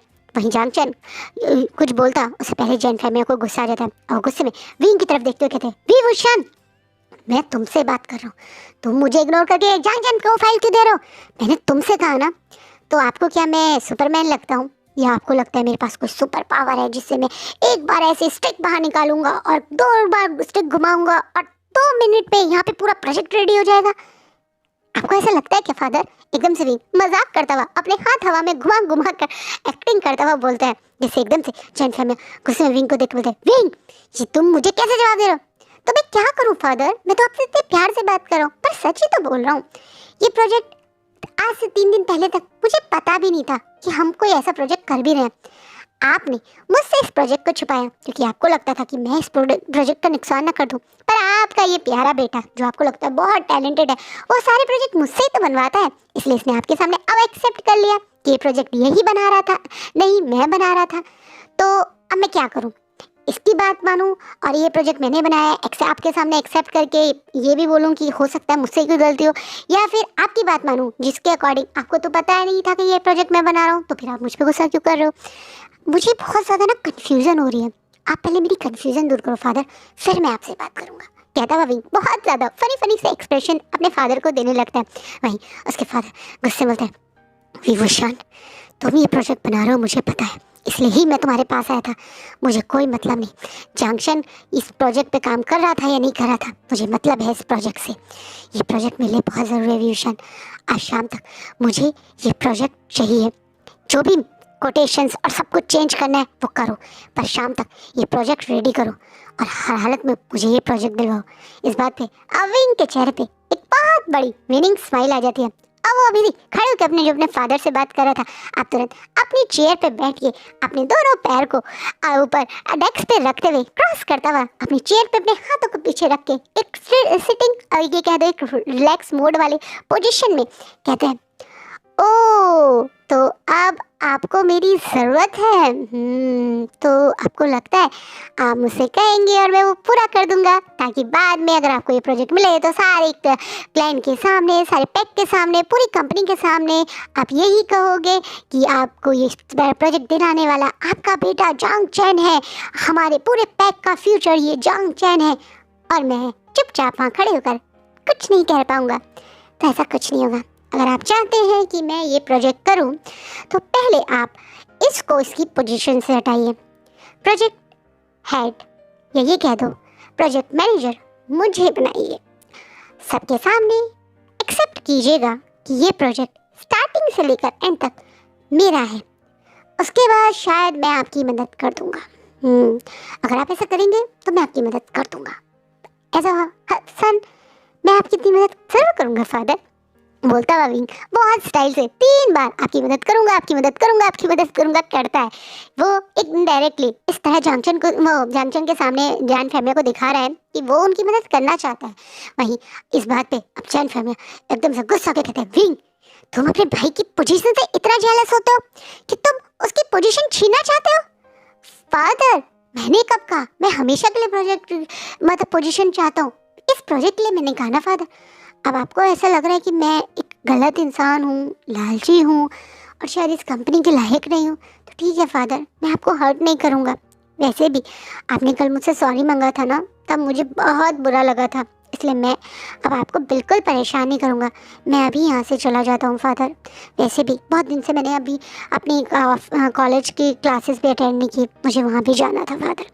थैंक यू फादर बोल के विंग बहुत प्यार से क्यूट सा फेस बना के अब जल्दी से खड़ा होके डेस्क पे से जितना उसका सामान है उसे एक बॉक्स में भरने लगता है, जिससे जैन फैमिली एकदम से घबरा जाते हैं और विंग का हाथ पकड़, नहीं नहीं मैंने कब कहा तुम कंपनी से चले जाओ, तुम बातें घुमा रहे हो विभूषण, नहीं तुम ऐसे कैसे अपनी कंपनी छोड़ सकते हो, ये तो तुम्हारी भी कंपनी है। जैन फैमिली का व्यवहार एकदम से बदल जाता है क्योंकि उन्हें समझ में आ गया कि ये विंग उनके समझ के पार है, कुछ ना कुछ इस विंग के अंदर बदल गया जिसे उसे उन्हें समझने में टाइम चाहिए। इसे उन्हें भी अपना रवैया और अपने आप को बदलना पड़ेगा। पहले की तरह चिल्ला चिल्ला के गुस्सा करवा के विंग से काम नहीं होगा, करवाया जा सकता, वो समझ चुके हैं। इसलिए वो अब प्यार वाली मोड पे आ गए, जैसे विंग प्यार वाले मोड पे आ गया था। नहीं नहीं तुम मेरी बातों को गलत समझ रहे हो, तुम तो मेरे बड़े बेटे हो, तुम जैसा कहोगे वैसा ही होगा। तुम्हें ये प्रोजेक्ट हेड बन करना है ना, तो ठीक है तुम ये प्रोजेक्ट हेड बनोगे। मैं भी सबके सामने अनाउंस कर देता हूँ कि तुम ही इस प्रोजेक्ट को स्टार्टिंग से लेकर एंड तक तैयार कर रहे थे और तुम ही आगे भी संभालोगे। बस तुम नाराज होकर मत जाओ, फादर तुम पे अब कोई गुस्सा नहीं है। बेचारा जैन फैमिली आप विंग को मनाने लगते हैं, विंग बहुत प्यार से अब पाउडर सा फेस बना के अभी जो डेस्क पे ही बैठ गया था, अब एक बार जैन को देखता है और दूसरी बार जैन फैमिली को देखता है और बोलता है, पक्का प्रॉमिस फादर आप नाराज नहीं है? नहीं विंग मैं बिल्कुल नाराज नहीं हूँ, तुम्हें जो चाहिए था वो दे रहा हूँ। पर फादर देखो ना, ब्रदर नाराज हो गया, आप देखो कितना गुस्से में मुझे देख रहे हैं। नहीं फादर मैं अपने भाई को भी तो नाराज नहीं कर सकता। अविंग बहुत ही प्यार से एकदम हंसी वाले एकदम फाउटी से फेस से बोलता है, जैसे वो कितना ज़्यादा जांगचन के गुस्सा होने से परेशान हो गया। वही बेचारा जांगचन जो पहले सच्ची में गुस्सा आता अब एकदम से कहता, मैं कुछ कह रहा हूँ तुम्हें जो तुम मुझे बोल रहे हो।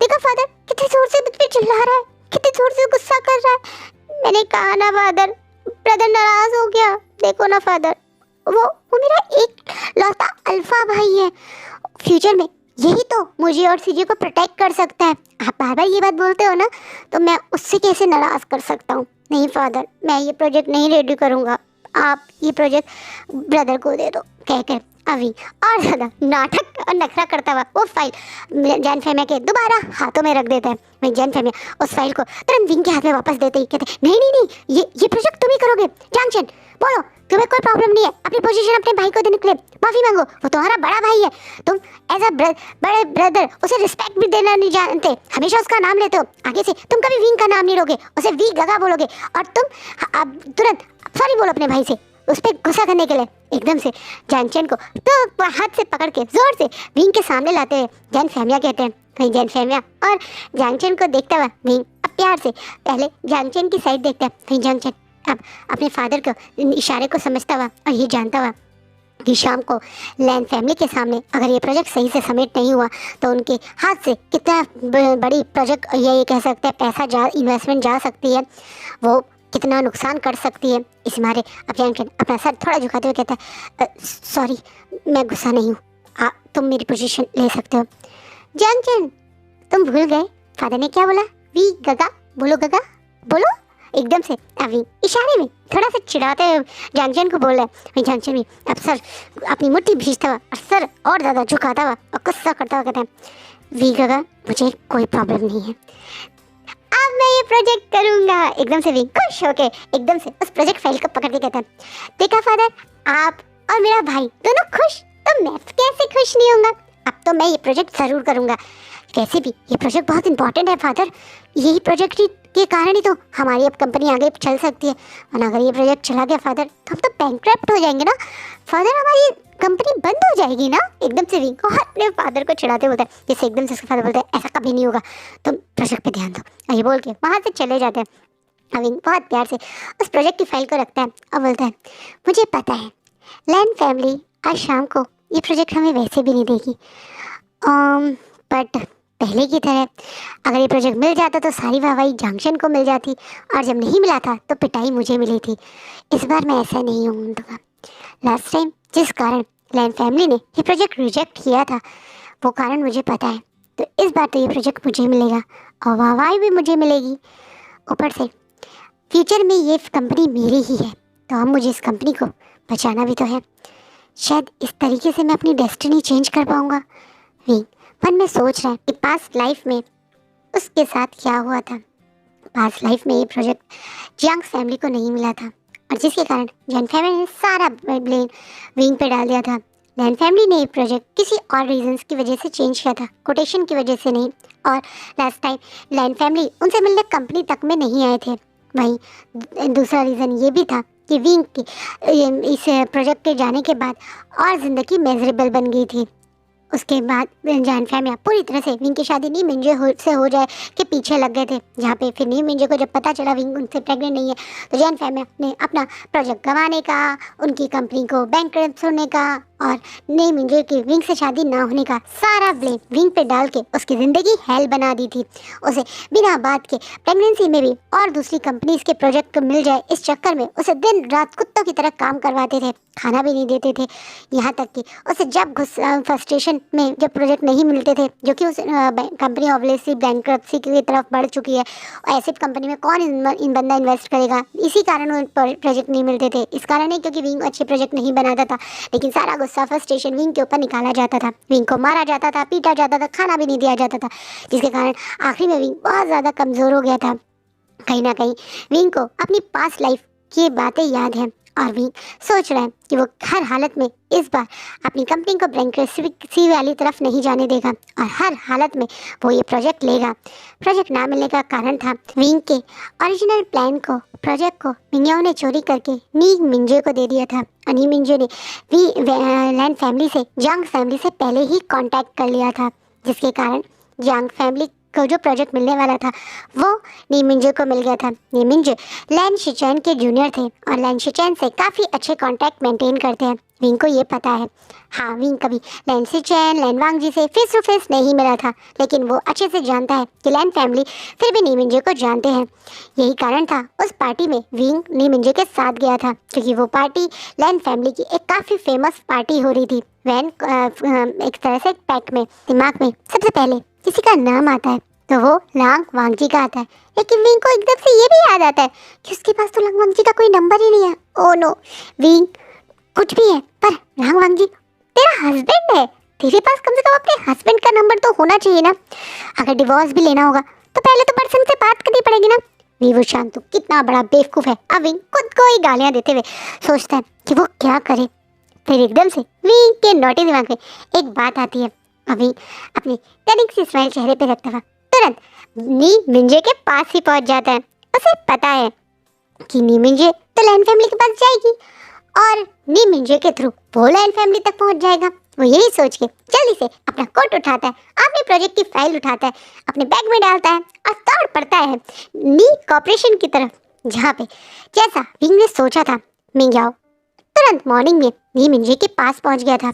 नी मिंजे जो 2 दिन से उससे बात नहीं कर रहे थे और उसे इग्नोर कर रहे थे, उन्हें अपनी साइड दोबारा लाने के लिए मिंग्याओ विंग के ही प्रोजेक्ट को चोरी करके नी मिंजे के पास ये कह के पहुंच गया था कि ये प्रोजेक्ट उसने बनाया है खासकर नी मिंजे के लिए।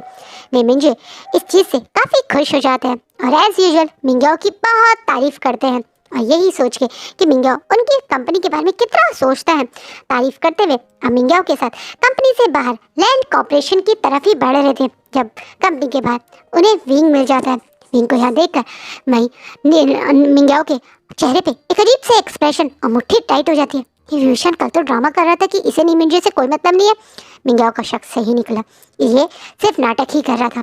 देखो अगले दिन सबसे पहले नी मिंजे से मिलने उनकी कंपनी आ गया।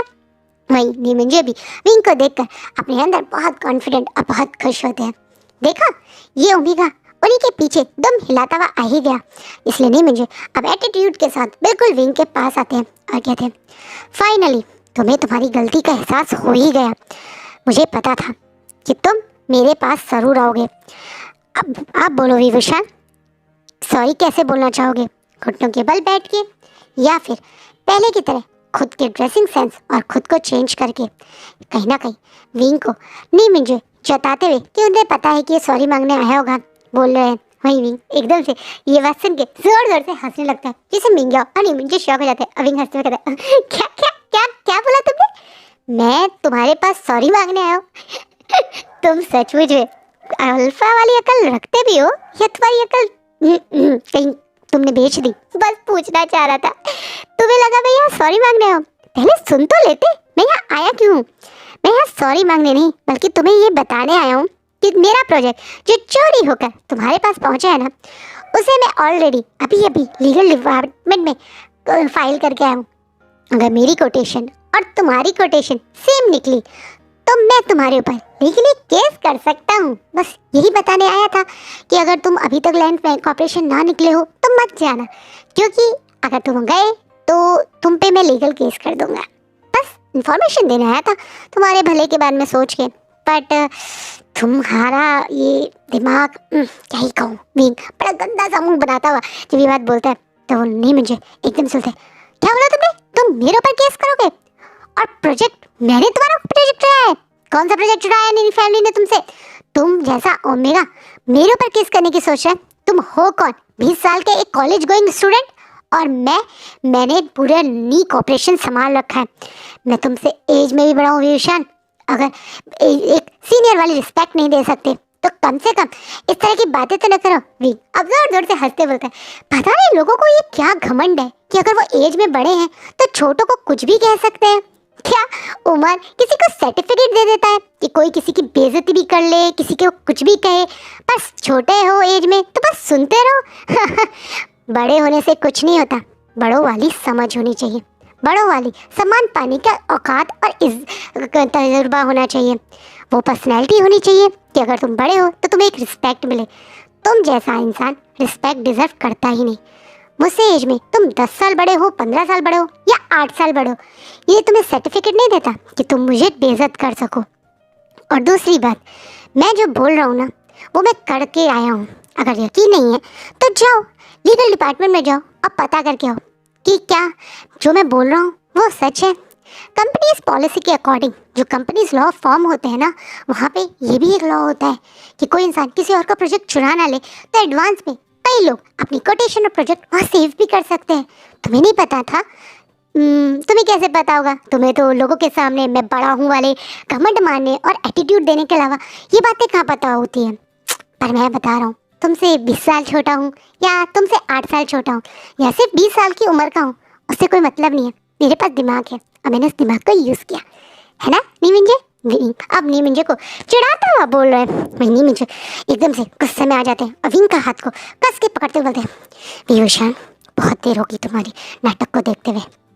पहली बात, तुम मुझे ये एटीट्यूड नहीं दिखा सकते हो। दूसरी बात, तुम्हारी इतनी हिम्मत कि तुम मुझ पर चोरी का इल्ज़ाम लगाओ। चलो लैंड कॉर्पोरेशन बाद में जाएंगे, पहले कंपनी लीगल ऑफिस चलते हैं, वहीं पर जाकर देखते हैं कि तुम्हारी बात में कितनी सच है। अगर सचमुच में ये प्रोजेक्ट और तुम्हारे प्रोजेक्ट में कुछ भी सिमिलरिटी हुई तो मैं प्रॉमिस करता हूँ कि मैं सबके सामने तुमसे सॉरी बोलूँगा। नीमिंजे अपने कॉन्फिडेंस में बोलते हैं क्योंकि उन्हें लग रहा है कि वो उन्होंने कोई प्रोजेक्ट विंग से चोरी करा ही नहीं है। ये प्रोजेक्ट तो मिंग्याओ ने बनाया और मिंग्याओ तो विंग से ज़्यादा टैलेंटेड है। विंग तो अभी सिर्फ कॉलेज स्टूडेंट है, मिंग्याओ तो कॉलेज पास आउट हो चुका है और कितने अच्छे अच्छे प्रोजेक्ट नीक फैमिली के लिए बनाता है बिना ये जाने कि वो सारे प्रोजेक्ट विंग के ही होते हैं। मिंग्याओ के ऊपर कॉन्फिडेंट शो करते हुए नीमिंजे विंग के साथ उस एक तरह से सारी कंपनीज के बीच में कॉन्ट्रैक्ट बनाने के लिए एक अथॉरिटी होती है, उस अथॉरिटी के पास जाते हैं। वहीं ये खबर तुरंत जियांग फैमिली और लैन फैमिली तक भी पहुंच जाती है। एक तरीके से दो बड़ी बड़ी कंपनीज के एक प्रोजेक्ट के लिए सीधा अथॉरिटीज के पास ये कह दो लीगल टर्म्स के फॉर्म में आ गई हैं। तो कहीं ना कहीं सब लोग ये जानना चाहते हैं ये क्या है। दूसरी चीज़, लैन फैमिली जिनके प्रोजेक्ट के लिए ही ये सब हो रहा है वो भी अपने लोग यानी शुयांग के साथ वहाँ कुछ लोगों को भेज देते हैं। वहीं शुयांग जैसे ही कंपनी ऑफिस या कह दो अथॉरिटी ऑफिस पहुँचता है और बताता है कि ये केस फाइल करने वाला वी विशान है तो लांगवांग जी भी वहाँ पहुँच जाते हैं। लांगवांग जी कहीं ना कहीं विंग के लिए ओवर प्रोटेक्टिव और ओवर पोसेसिव होते जा रहे हैं। ये बात आप तो शुयांग को भी फील हो रही है क्योंकि इससे पहले इतने बड़े बड़े प्रोजेक्ट्स में ऐसे केस वेस भी होते थे तो कभी भी लांगवांग जी तो अथॉरिटी ऑफिस नहीं जाते थे, लेकिन इस बार वो जा रहे हैं तो कहीं ना कहीं कुछ तो है, गड़बड़ है। वहीं अब एक बड़े सीनियर के सामने विंग और नी मिंजे बैठे हुए हैं अपने अपने फाइल को लेकर। वहीं नी मिंजे पहले अपनी फाइल उस कंपनी ऑफिसर को देते हैं, वहीं अब विंग अपनी फाइल कंपनी ऑफिसर को देता है। वहीं कंपनी ऑफिसर पहले नी मिंजे की फाइल पढ़ते हैं, वहीं दोबारा जैसे ही वो विंग की फाइल पढ़ते हैं तो वो शॉकिंगली दोनों की तरफ देखने लगते हैं और कुछ समय उन फाइल्स को नीचे रखते हुए कहते हैं ये क्या मजाक है, ये तो वर्ड टू वर्ड कॉपी है। और आप दोनों कह रहे हैं ये दोनों आप दोनों की अथॉरिटी है। मुझे समझ नहीं आ रहा आप दोनों से सच कौन बोल रहा है और झूठ कौन बोल रहा है। ऊपर से गुस्सा करते हुए बोलता है, वही नहीं स्माइल करते हुए बोलता है, इसी कारण तो हम आपके पास आए हैं। आप बताइए मैं ये प्रोजेक्ट किसका हो सकता है, क्योंकि मेरे हिसाब से ये प्रोजेक्ट मैंने बनाया है, ये प्रोजेक्ट मेरी मेहनत है, मेरा हार्डवर्क है। आप इनसे पूछिए ये प्रोजेक्ट क्या इन्होंने बनाया है, क्या ये प्रोजेक्ट और हार्डवर्क इनका है। एकदम से अविंग अपने आप को डिफेंड करते हुए बोलता है, वही ऑफिसर विंग की बात सुनता हुआ अपनी मंजे की तरफ देखता है और बोलता है, आपके अकॉर्डिंग ये प्रोजेक्ट आपका है, इन सर के अकॉर्डिंग ये प्रोजेक्ट इनका है, पर असलियत में ये प्रोजेक्ट किसका है मैं नहीं कंफर्म कर सकता जब तक मुझे पूरी बात सच ना हो। बट ये बात तो कंफर्म है, ये प्रोजेक्ट कॉपी टू कॉपी एक दूसरे की है, लाइन टू लाइन एक जैसी है इस प्रोजेक्ट में। आप नीमंजे शॉकिंगली पहले विंग की तरफ देखते हैं और जल्दी से उन दोनों फाइल्स को खुद पढ़ने लगते हैं। वो खुद एक साइड एक फाइल खोल के और दूसरे हाथ में दूसरी फाइल खोल के एक बार इधर अपनी फाइल देख रहे हैं, दूसरी साइड विंग की फाइल देख रहे हैं और वो शॉकिंगली मिंग्याओ की तरफ देखने लगते हैं। वही मिंग्याओ आप थोड़ा पसीना पसीना हो जाता है। विंग एकदम से नीमंजे और उस फाइल के बीच में देखते हुए घुसता हुआ मुँह घुसाता हुआ बोलता है, क्या हुआ आप उधर क्यों देख रहे हैं, क्या ये प्रोजेक्ट मिंग्याओ ने बनाया है। ओह आपको इतना कॉन्फिडेंस अपने इस मिंग्याओ पे था कि आपने मुझसे बेट लगा दी मिंग्याओ के ऊपर। वाह कितने स्ट्रॉन्ग हेडेड और कितने समझदार हैं आप। विंग अब बड़ा अजीब अजीब से मुंह बना के जैसे आप नीमंजे को चिढ़ाने लगता है। फिर नीमंजे गुस्से में विंग से थोड़ा दूर होके अपनी चेयर से खड़े होते हुए डेस्क पे फाइल रखते हुए बोलते हैं, मिंग्याओ तुम क्यों नहीं कुछ बोलते, एक्सप्लेन करो इन्हें कि ये प्रोजेक्ट तुमने बनाया। अब वो एकदम से विंग आप हंसते हुए मिंग्याओ को देखता है और बोलता है, और अपना हाथ डेस्क पे रख के कोनी और अपना फेस उस अपने हाथ पे रखते हुए एक फनी से फेस बनाते हुए बोलता है, मिंग्याओ ये प्रोजेक्ट तुमने बनाया है। ओह मुझे तो पता ही नहीं था। ओह तो तुम्हारे हिसाब से प्रोजेक्ट तुमने बनाया है, तो क्या तुम ये बिना फाइल पढ़े एक्सप्लेन कर सकते हो, क्योंकि अगर तुमने ये प्रोजेक्ट बनाया तो तुम्हें तो इस प्रोजेक्ट के वर्ड टू वर्ड और लाइन टू लाइन याद होगी। वैसे भी तुम अगर कोई इंसान खुद कुछ प्रोजेक्ट बनाता है तो उसे पढ़ना थोड़ी पड़ता है, वो तो ऐसे एक्सप्लेन कर देता है। पर जो दूसरों की मेहनत को अपना नाम देकर सबके सामने प्रेजेंट करेगा वो तो शायद एक्सप्लेन नहीं कर पाएगा, है ना सर। ये एकदम से विंग अब अपना फेस मिंग्याओ से हटा के उस सीनियर जो सामने बैठा था उसे देख के बोलता है, इनडायरेक्टली वो सीनियर की तरफ स्माइल करके इशारा कर रहा है कि मैं आइडिया दे रहा हूँ ना, तो यूज़ कर इस आइडिया को। तो इस बात पे वो सीनियर भी एकदम से खुश होते हुए कहता है, यस ये अच्छा तरीका है सच पता करने का। आप दोनों में से जो भी बिना प्रोजेक्ट फाइल खोले पूरा प्रोजेक्ट एक्सप्लेन कर देगा, कोटेशन टू कोटेशन एक्सप्लेन कर देगा और बता देगा, तो इसका मतलब वो प्रोजेक्ट उस इंसान ने बनाया है। तो आप ऐसा ही कीजिए। एकदम से विंग को और एक मिंग्याओ की तरफ देखता हुआ वो पर्सन बोलता है, मिंग्याओ एकदम से पसीना पसीना होते हुए कहते हैं, बट ये मैंने काफ़ी दिन पहले बनाया था, अब मैं भूल चुका हूँ। काफ़ी दिन पहले प्रोजेक्ट बनाया था, अब तो तुम झूठ बोल रहे हो मिंग्याओ, इसका झूठ पकड़ा गया सर। ये प्रोजेक्ट तो लैंड कॉर्पोरेशन ने आज से सिर्फ 5 दिन पहले ही अनाउंस किया था, तो काफ़ी दिन पहले तुमने कब बना दिया, और 5 दिन पहले वाली बात तुम इतनी जल्दी भूल सकते हो, ये तो थोड़ा डाउट है। विंग एकदम से मिंग्याओ कोई बात को पकड़ के बोलता है। वही ये सीनियर जो देख रहा है कि विंग उसे बोलने का मौका नहीं देता, अब एकदम से बोलता है, ए बच्चे चुप हो जाओ, मैं बोल रहा हूँ ना।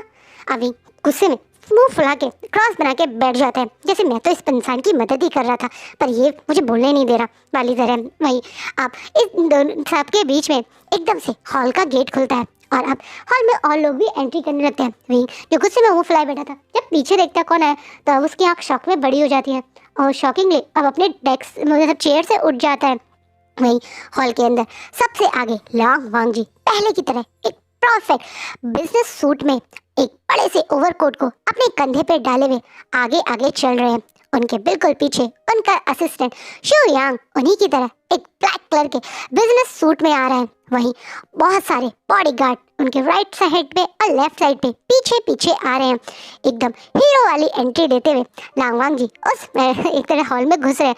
वो पर्सन जो यानी एक तरह से अथॉरिटी का ऑफिसर बैठा हुआ था डेस्क पे, वो भी एकदम से खड़ा हो जाता है, जैसे वो भी इस पर्सन को रिस्पेक्ट देना चाहता है। इस ऑरा के साथ लांग वांगजी इस बड़े से हॉल में एंट्री करते हैं। वहीं लांग वांगजी को यहाँ देख के मिंगयाओ नी मिंजे भी शॉक है और वहीं विंग शॉकिंगली लांग वांगजी को देखने लगता है और मन में सोचता है इसने मेरी बॉडी में कोई ट्रांसमिटर फिट करा हुआ है क्या। जैसे ही मैं इसके बारे में सोचता हूँ ये प्रकट कैसे हो जाता है।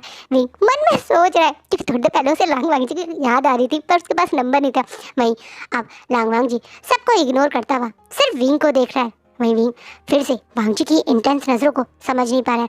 अब वांगजी विंग को देखते हुए कहता है तुम नीक ऑपरेशन गए थे क्यों। जिससे विंग एकदम से वांगजी की इस क्वेश्चन से शॉक हो जाता है। क्या इस बंदे को इससे भी जेलसी हो रही है। विंग नीक ऑपरेशन गया था ये पूछने ये पर्सन आया है। हम लोग कॉर्पोरेट अथॉरिटी में बैठे हुए हैं, यहाँ पे एक केस चल रहा है और ये पर्सन विंग से पूछ रहा है कि नीक ऑपरेशन गया था। ये अल्फा कुछ पागल वागल है क्या। विंग मन में सोच रहा है। भाई सेम एक्सप्रेशन और थॉट शु यांग का भी आया। शु यांग भी घूर घूर के अपने ही बॉस को देखने लगता है। बॉस हम यहाँ प्रोजेक्ट की बात करने आए हैं या तुम्हारे जेलस अल्फा की तुम्हारे ओमेगा से जेलसी देखने आए हैं। विंग की तरफ और वांगजी की तरफ एक बार शु यांग देख देख कर अब सामने अथॉरिटी वाले पर्सन को देख रहा है जो शॉकिंगली सिर्फ वांगजी को देख रहा है। इतना खतरनाक ऑरा वाला अल्फा उसने फर्स्ट टाइम देखा है। और वो अथॉरिटी वाले पर्सन को देखकर शु यांग आगे आता है और बोलता है यहाँ से ये केस हम संभालेंगे। जिस प्रोजेक्ट के बारे में बात हो रही है वो लैंड कॉर्पोरेशन का प्रोजेक्ट है। इफ़ यू डोंट माइंड क्या मैं यहाँ से इस केस को लीड कर सकता हूँ। आप ये दोनों फाइल्स मुझे हैंड ओवर कर दीजिए। हम इस बारे में हमारी कंपनी में आगे देख लेंगे। इस बात पे वो पर्सन जिसका काम कम ही हो रहा है वो तुरंत वो फाइल शु यांग को दे देता है। अब शु यांग वांगजी को फिर से इग्नोर करता हुआ अब नी मिंजे की तरफ देख के बोलता है if you don't mind mister नी क्या आप हमारे साथ लैंड कॉर्पोरेशन चलेंगे। हम अब लैंड कॉर्पोरेशन में ही बात करेंगे। हमने ऑलरेडी वहाँ जियांग कॉर्पोरेशन को बुला लिया है। आप भी हमारे साथ चलिए। ये बोलते हुए शु यांग नी मिंजे और मिंगयाओ को अपने साथ कुछ गार्ड्स के साथ वहाँ से लेकर बाहर जाने लगता है। वहीं भी जब देखता है मिंगयाओ और नी मिंजे चले गए तो वो वांगजी कुछ इग्नोर करके वहाँ से उनके पीछे जाने लगता है। उसे लगता है उसे भी जाना पड़ेगा जब जियांग कॉर्पोरेशन वहाँ गई है। लेकिन इससे पहले विंग आगे जा पाता वांगजी तुरंत उसका हाथ पकड़ के उसे रोक लेता है और घुरते हुए उसे बोलता है मेरे क्वेश्चन का बिना आंसर दिए कहाँ जा रहे हो तुम। क्यों गए थे तुम नी कॉर्पोरेशन के ऑफिस में। अरे वो लोग जा रहे हैं और तुम मुझसे ये सवाल जवाब करो। अरे मुझे अपने प्रोजेक्ट को संभालना था। ये मिंगयाओ मेरा प्रोजेक्ट चोरी करके नी कॉर्पोरेशन ले गया था इसलिए मैं गया था। बट तुम मुझसे ये पूछने आए हो। विंग से अब अपनी क्वेश्चन भरी आंखों से वांगजी से पूछने लगता है। आंसर अब वांगजी के देने का टाइम है। विंग ने अब वांगजी से क्वेश्चन पूछा है। वही वांगजी अब तुरंत जिसने विंग का भी हाथ पकड़ा हुआ था उस हाथ को छोड़ के बोलता है मैं तुम्हें भी अपने साथ लैंड कॉर्पोरेशन ले जा रहा हूँ, फॉलो मी। ये बोल के विंग को अपने पीछे आने का ऑर्डर देकर वांगजी वहाँ से जाने लगता है। वही विंग गुस्से में उसे कुछ बोलता उससे पहले उसके पैर खुद वांगजी को पीछे फॉलो करने लगते हैं क्योंकि वांगजी ने उसके ऊपर फिर से अपने अल्फा कमांड का यूज़ किया जिससे विंग को बहुत गुस्सा आता है। ये अल्फा ऐसे कैसे से मार्क करके कंट्रोल कर सकता है। विंग को अपनी कठपुतली बना रहा है यार। जब बोलो जो बोलता है वो विंग को करना पड़ता है। विंग को गुस्सा आ रहा है पर विंग को इस अल्फा की कुछ चीज़ें समझ में नहीं आ रही। वांगजी बिल्कुल अपनी कार के अंदर जैसे ही बैठने वाला होता है उससे पहले वो विंग को जबरदस्ती हाथ पकड़ के अपने कार में बैठाता है और फिर विंग और वांगजी अब अपनी कार में पीछे बैठे हैं और विंग वांगजी को घूर घूर के देख रहा है।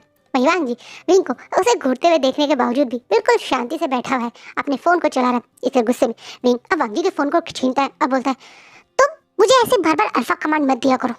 तुम्हें पता है ना अल्फा कमांड बार बार देना कितना गलत होता है। किसने कहा गलत होता है। मैं जब चाहे तब अपने ओमेगा को अल्फा कमांड दे सकता हूँ।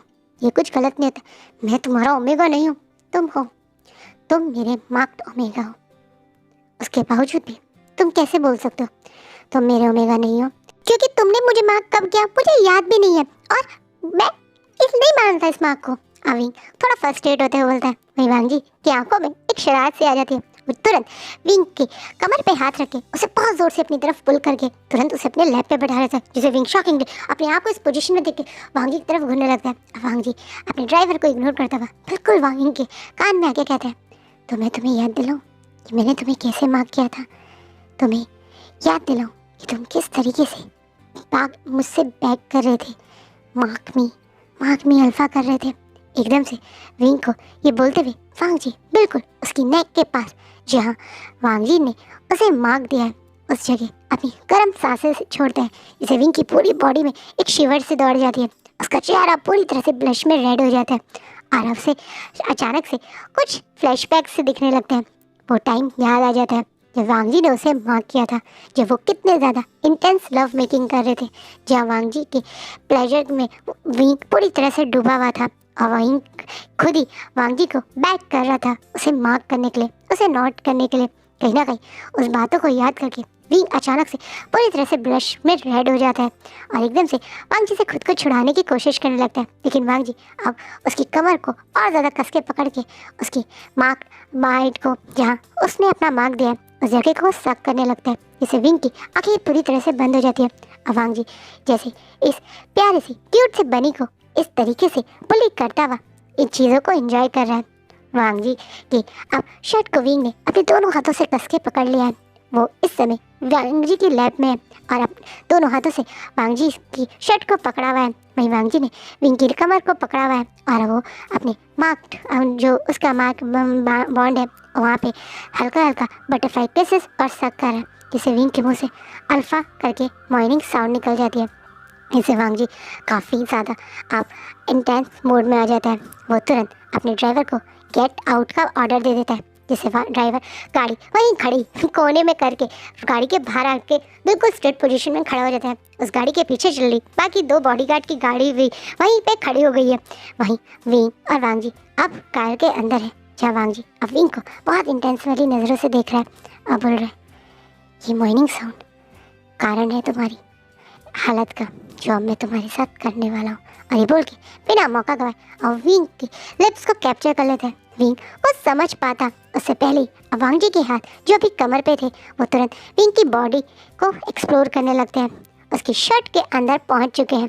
विंग अब कुछ रिएक्ट कर पाए उससे पहले ही वांग जी अब उसकी पूरी बॉडी के साथ प्ले करने लगता है। एक साइड से वो विंग को एक बार भी कुछ बोलने या रिएक्ट करने का मौका ही नहीं दे रहा है, लगातार विंग को हंग्रीली किस कर रहा है और दूसरी साइड से उसकी पूरी बॉडी पे अपने हॉट हैंड को मूव कर रहा है। विंग की हॉट बॉडी और वांग जी की सॉफ्ट हैंड जैसे विंग की हालत बेहाल कर चुके हैं। अब वांग जी विंग को इसी पोजीशन में कार में ही अपना एवरीडे मीन्स एवरीडे स्टार्ट कर देता है।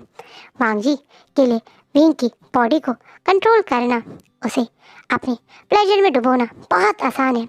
वांग जी की हर एक टच, हर एक जो भी मूवमेंट करता है उससे विंग की बॉडी उसी तरह से रिएक्ट करती है जैसा वांग जी चाहता है।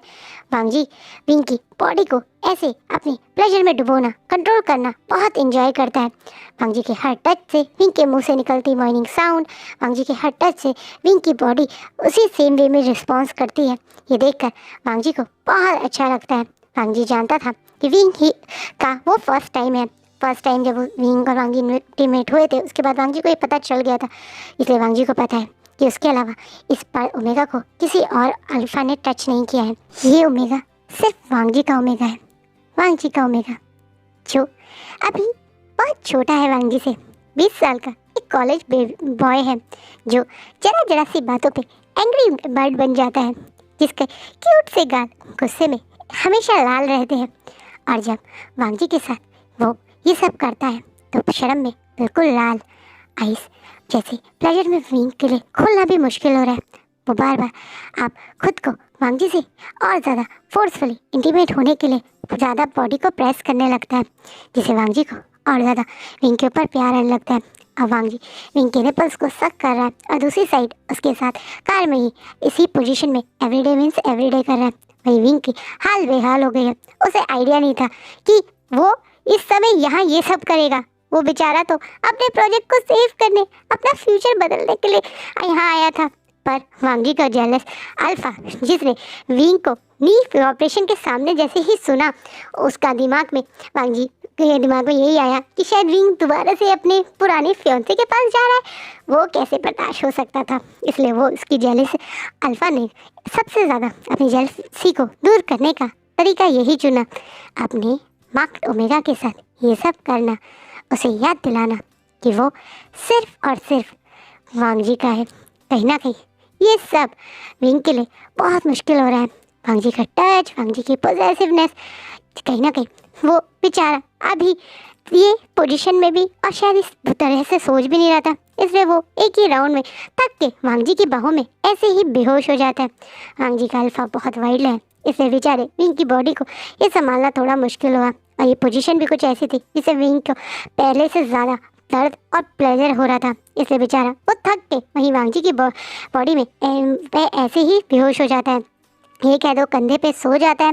वहीं वांगजी खुद ही अपने हाथों से पहले अपनी वेट टिश्यू से अपनी पूरी बॉडी और विंग की पूरी बॉडी को क्लीन करता है, फिर खुद कार में उसे ड्रेसअप करता है।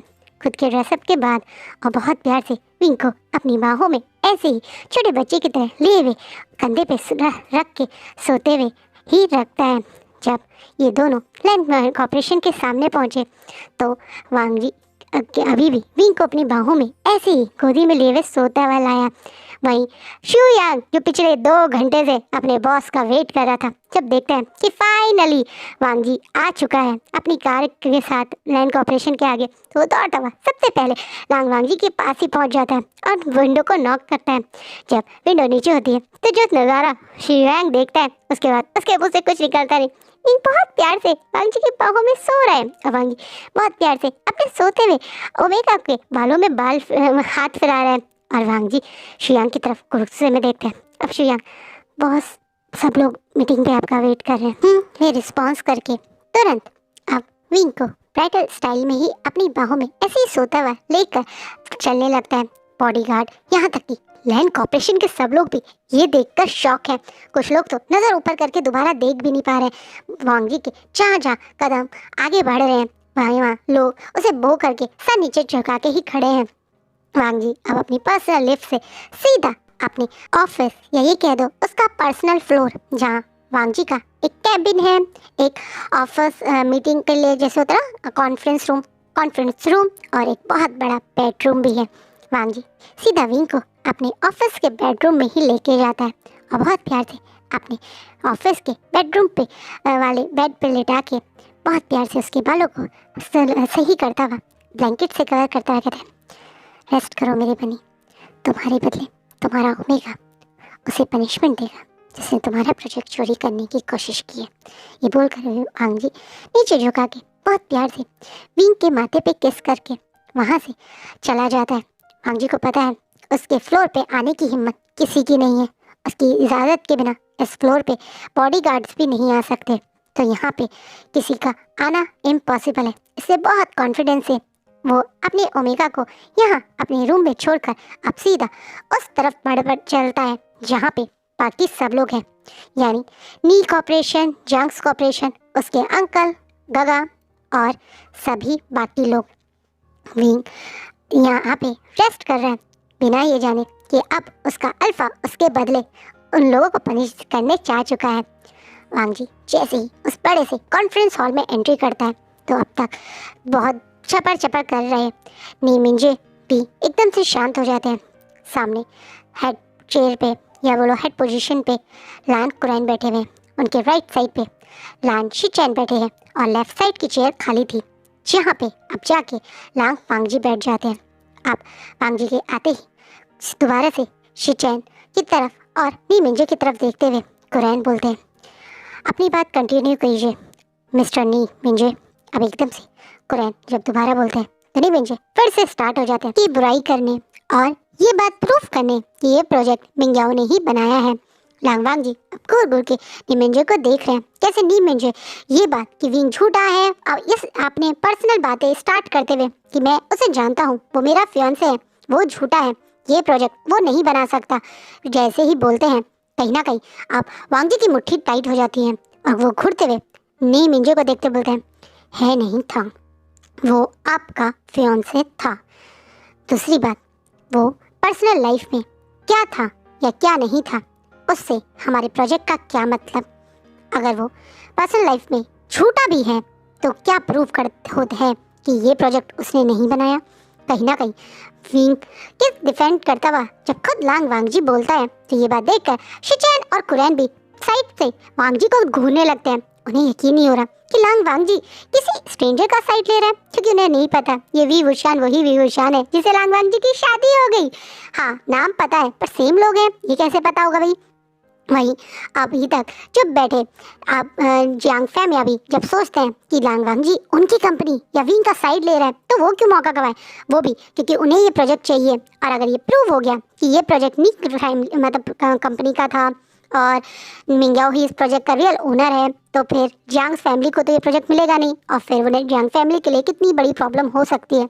इसलिए अब जियांग फैमिया अपने उस बेटे की जिसकी वो कभी साइड लेते नहीं, आज साइड लेते बोलते हैं बिल्कुल सही कहा आपने, माफ़ कीजिएगा मिस्टर लान कुरैन, पर मैं भी कुछ बोलना चाहता हूँ।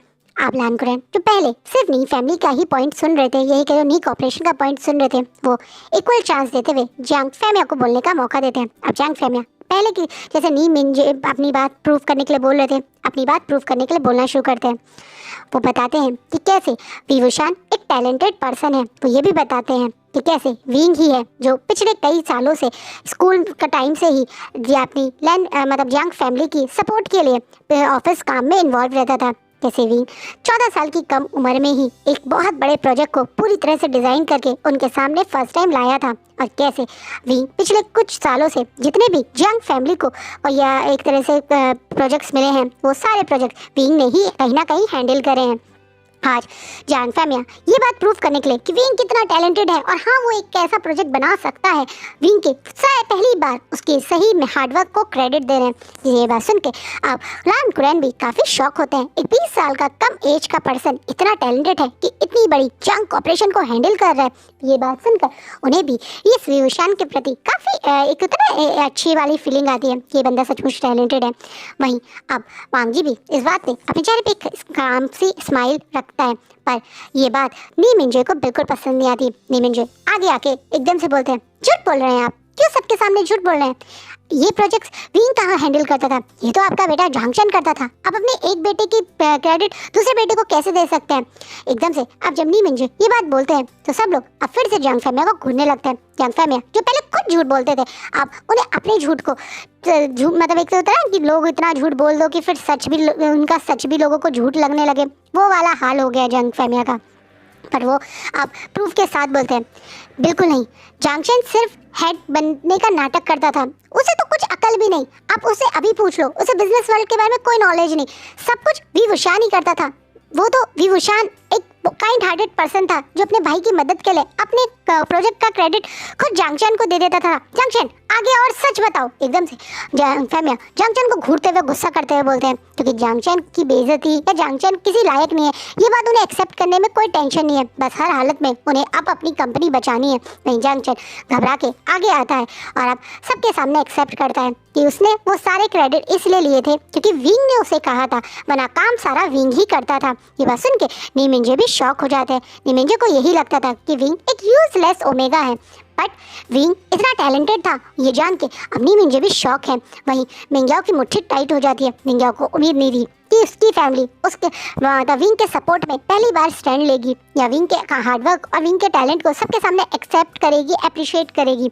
इसे वो भी शौक है। अब इस बात पे शुयांग की तरफ देख के वांग जी कुछ इशारा करता है। वहीं शुयांग वांग जी का इशारा समझते ही अब आगे आके लान कुरैन के पास आके कुछ बोलता है।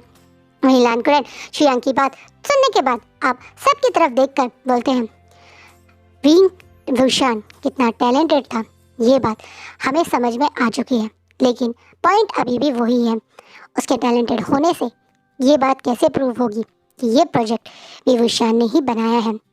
इसलिए हम एक फेयर चांस दोनों को देंगे, वी वुशान और मिंग्याओ को। मिंग्याओ, अगर ये प्रोजेक्ट आपने बनाया है तो आप इस पूरे प्रोजेक्ट को हम सबके सामने प्रेजेंट कीजिए, इसे अच्छे से एक्सप्लेन कीजिए। बताइए आपने ये प्रोजेक्ट क्या सोच के बनाया था, क्या थॉट थे आपके इस प्रोजेक्ट के पीछे, और अपने प्रोजेक्ट को अच्छे से हमें सबके सामने एक्सप्लेन कीजिए, जो प्रूफ कर देगा अपनी एक्सप्लेनेशन के थ्रू कि ये प्रोजेक्ट उसका है, हम उसी कंपनी को ये प्रोजेक्ट दे देंगे। कि बोलते हुए लान कुरैन बिल्कुल श्योर बैठे हुए हैं। वहीं वांग जी अब तुरंत अपने अंकल की तरफ देखने लगता है। शियांग ने उनके अंकल से ये नहीं बोला था, बल्कि शियांग ने उनके अंकल से यही बोला था कि ये प्रोजेक्ट वी हुशियार ने बनाया है, लेकिन उसके अंकल ने ये बात बोली। इस बात से वांग जी थोड़ा शॉक होता है, क्योंकि वांग जी बिल्कुल नहीं चाहता कि उसका प्यारा सा ओमेगा इस समय अपने रेस्ट को छोड़ के यहाँ आके प्रोजेक्ट एक्सप्लेन करे। इसलिए अब वो अपने अंकल को घूर रहा है। वहीं उसके अंकल उसे इग्नोर करते हुए अब उन दोनों की तरफ देखते हैं। वहीं अचानक से अब जांग चैन और जांग फेमिया थोड़े नर्वस हो जाते हैं, क्योंकि विंग तो यहाँ है ही नहीं। वी बुशान कहाँ है किसी को पता ही नहीं। वो तो विंग को कितनी देर से फोन मिला रहे हैं, पर विंग का फोन कोई उठा ही नहीं रहा है, क्योंकि उसे लांग वांग जी ने ऑलरेडी साइलेंट करके अपने पास रखा हुआ है, जो काफी देर से वांग जी के ही पॉकेट में बज रहा है। लेकिन कहते हैं ना कि विंग को इस चीज की कोई खबर नहीं है। वहीं वांग जी भी अब विंग यहाँ आएगा सोच ही रहा था, जब अब नी मिंजे बोलते हैं बट वो तो यहाँ है ही नहीं, वो झूठा था इसलिए तो यहाँ आया नहीं। आप चिंता मत कीजिए, वो यहाँ नहीं है तो क्या हुआ, मिंग्याओ अपनी टैलेंट आपको जरूर शो करेगा। मिंग्याओ तुम पहले अपना प्रोजेक्ट सबके सामने एक्सप्लेन करो। विभूषण यहाँ नहीं है तो क्या हुआ, तुम्हें ये बात प्रूव करने में कोई प्रॉब्लम नहीं होगी, क्योंकि मुझे पता है, मुझे तुम पे पूरा कॉन्फिडेंस है कि ये प्रोजेक्ट तुमने ही बनाया। मिंग्याओ बहुत ज़्यादा नर्वस है, लेकिन वो अपने चेहरे पे खामिंग से स्माइल रखता है। उसे लगता है कि विंग तो यहाँ है नहीं और वो प्रोजेक्ट को एक्सप्लेन कर देगा। प्रोजेक्ट एक्सप्लेन करना क्या होता है, लाइन टू लाइन पढ़ो, उन्हें डिटेल में एक्सप्लेन कर दो, यही तो है, वो कर देगा, इसमें कोई बड़ी बात नहीं है, वो ये कर सकता है। वो यही सोच के अब प्रोजेक्ट को एक्सप्लेन करना शुरू करता है, लेकिन वो इतना अटक अटक के एक्सप्लेन कर रहा था, और दूसरा वो हर कुछ सिर्फ पढ़ पढ़ के एक्सप्लेन कर रहा था कि सबको नोटिस हो रहा था कि जैसे एक पर्सन सिर्फ एक स्टोरी को पढ़ रहा है, बट ये इसने नहीं लिखी है, कोई भी एक्सेप्ट कर सकता है। कहीं ना कहीं ये चीज़ अब यहाँ बैठे काफ़ी लोगों को महसूस हो रही है, लेकिन विंग यहाँ नहीं था, इसलिए मिंग्याओ को लगता है कि वो जीत सकता है। लेकिन इससे पहले अब कोई और डिसीजन होता या एक तरीके से मिंग्याओ का पूरा प्रोजेक्ट खत्म होता, वांग जी तुरंत उससे क्वेश्चन करना स्टार्ट कर देता है। वांग जी एक के बाद एक मिंग्याओ से उस प्रोजेक्ट के रिगार्डिंग क्वेश्चन करे जा रहा है। ये कोटेशन आपने क्या सोच के रखी, आपने कैसे इसे कम निकाला, कैसे आपने इसे कंपेयर किया, क्यों आपने यही कोटेशन कर रखी, क्यों आपने यही प्राइस कोट किया। इस तरीके से अब लांगवांग जी नॉन स्टॉप मिंग्याओ को अच्छा ग्रिल करता है। एक प्रोजेक्ट एक्सप्लेन करने में क्या मुश्किल से आधा घंटा लगता है, वहाँ वांग जी ने मिंग्याओ की 4 घंटे से इस प्रोजेक्ट मीटिंग को खींच लिया है। एक एक लाइन उसने ऐसा क्यों लिखा, उसने ये कोटेशन क्यों रखी, ये कोटेशन कैसे निकाली, कौन सा फॉर्मूला लगाया, सब कुछ वांग जी अब मिंग्याओ से पूछ रहे हैं। और पिछले 4 घंटे से मिंग्याओ सिवाय पसीना पूछने के कुछ कर नहीं पा रहे। वो बोलता है ये वाला मैंने फॉर्मूला लगाया, तो जैसे ही वांग जी बोलता है इसे लगा के प्लीज़ एक्सप्लेन कीजिए, तो उसे एक्सप्लेन नहीं होता। जो कोटेशन वांग लिखी हैं पूरे प्रोजेक्ट में, एक एक कोटेशन कैसे कौन से फॉर्मूले से लगी है, मिंग्याओ को थोड़ी पता था, मिंग्याओ ने तो सिर्फ कॉपी पेस्ट कर दिया था। इससे मिंग्याओ के अब पसीने छूट रहे हैं। वहीं और यहाँ बैठे पूरे कॉन्फ्रेंस रूम के हर बंदे को साफ साफ पता चल रहा है कि मिंग्याओ को इस प्रोजेक्ट का कोई आइडिया नहीं है, उसे एक भी कोटेशन सही से नहीं निकाली गई, उसने कैसे एक फॉर्मूला रखा है, कैसे प्राइस कोट किया, उसे बताया भी नहीं जा रहा है। 1 सेकंड नहीं लगी अब सबको ऑब्जर्व करने में कि ये प्रोजेक्ट मिंग्याओ ने बनाया ही नहीं है। कहीं ना कहीं बिना विंग के उसके वांग जी ने यहाँ सबको प्रूव कर दिया कि ये प्रोजेक्ट मिंग्याओ ने का बना हुआ नहीं है। वहीं अब जब मिंग्याओ आखिर में हार मान के गलती से या कह दो धोखे से ये भी बोल बैठता है कि उसे नहीं पता कौन सा फॉर्मूला लगा है, क्योंकि उसने ये फॉर्मूला प्रोजेक्ट नहीं बनाया। कहीं ना कहीं मिंग्याओ 4 घंटे में वांग जी की इस ग्रिल क्लास से इतना परेशान हो चुका था, उसके नॉन स्टॉप क्वेश्चंस और एक तरीके से उससे डिटेल जानने की जो एक वो होता है ना टॉर्चर टाइप से, वो इतना परेशान हो चुका था कि वो हार मान के खुद ही सबके सामने सच बोल बैठता है। जिसके बाद अब वांग जी के चेहरे पे एक कनिंग सी स्माइल आ जाती है। वहीं जांग फेमिया बहुत खुश हो जाते हैं और तुरंत कूद के बोलते हैं, देखा मैं सच कह रहा था, ये इसने नहीं बनाया, ये मेरे बेटे ने बनाया था, इसने खुद प्रूफ किया कि इसे ये नहीं पता, देखा मैं सही कह रहा था मिस्टर लैन, मेरा बेटा सच में बहुत टैलेंटेड है, देखिए ये प्रोजेक्ट विंग ने ही बनाया है, प्रूफ हो गया। कहीं ना कहीं जांग फेमिया बहुत खुश हो जाते हैं। वहीं नी मिंजे शॉक में खड़े होकर अब घूर घूर के मिंग्याओ को देख के बोलते हैं, तुमने ये प्रोजेक्ट नहीं बनाया था मिंग्याओ।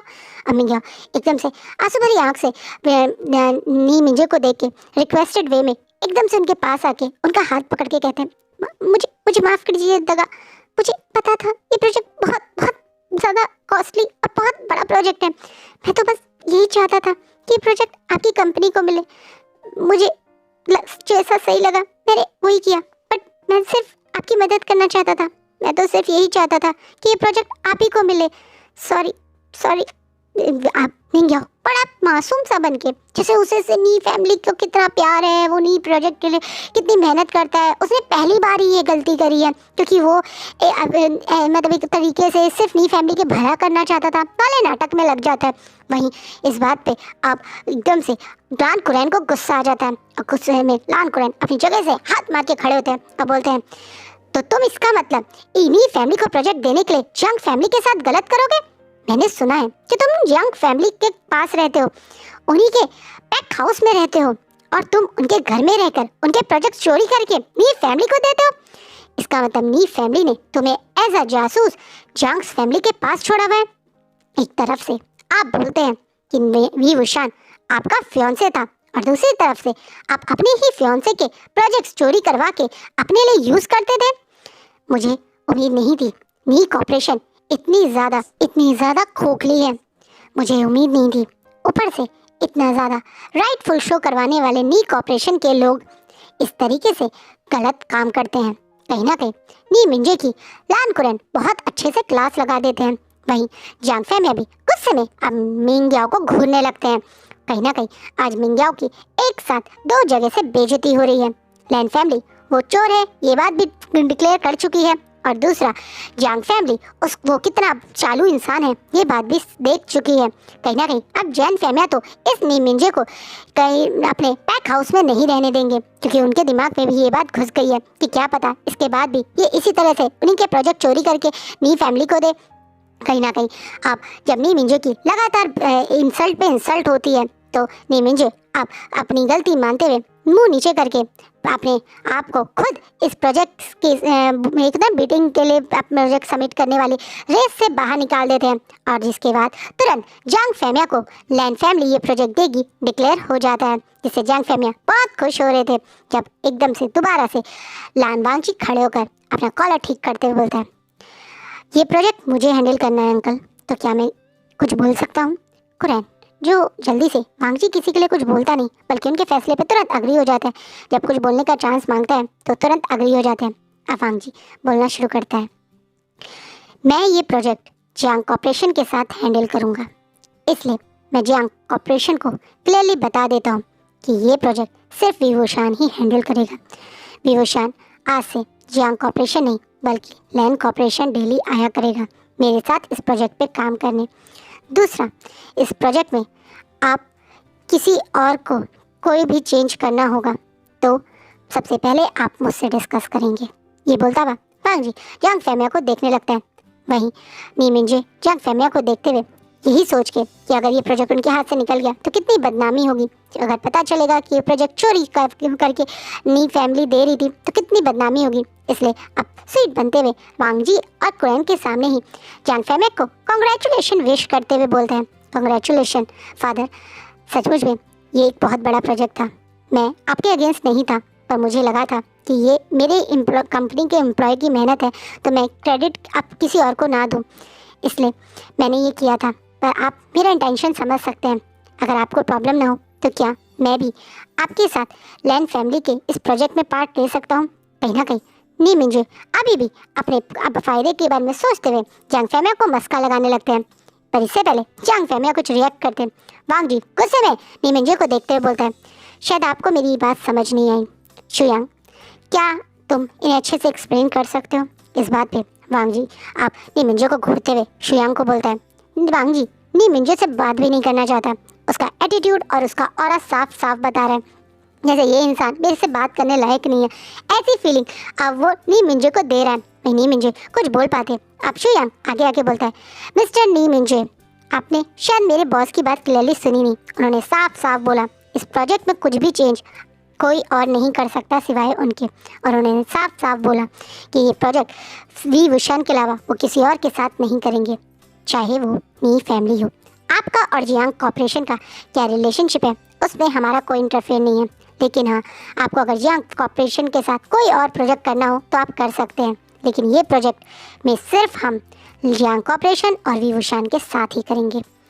लैन कॉर्पोरेशन अब नी मिंजो के साथ कुछ कनेक्शन रखना ही नहीं चाहती। ये बात सुन के नी मिंजो को बहुत फ्रस्ट्रेशन होती है। उन्हें ऐसा लगता है कि जैसे उनकी बहुत ज़्यादा लैंड कॉर्पोरेशन बेइज्जती कर रही है, लेकिन वो कुछ नहीं कर सकते हैं।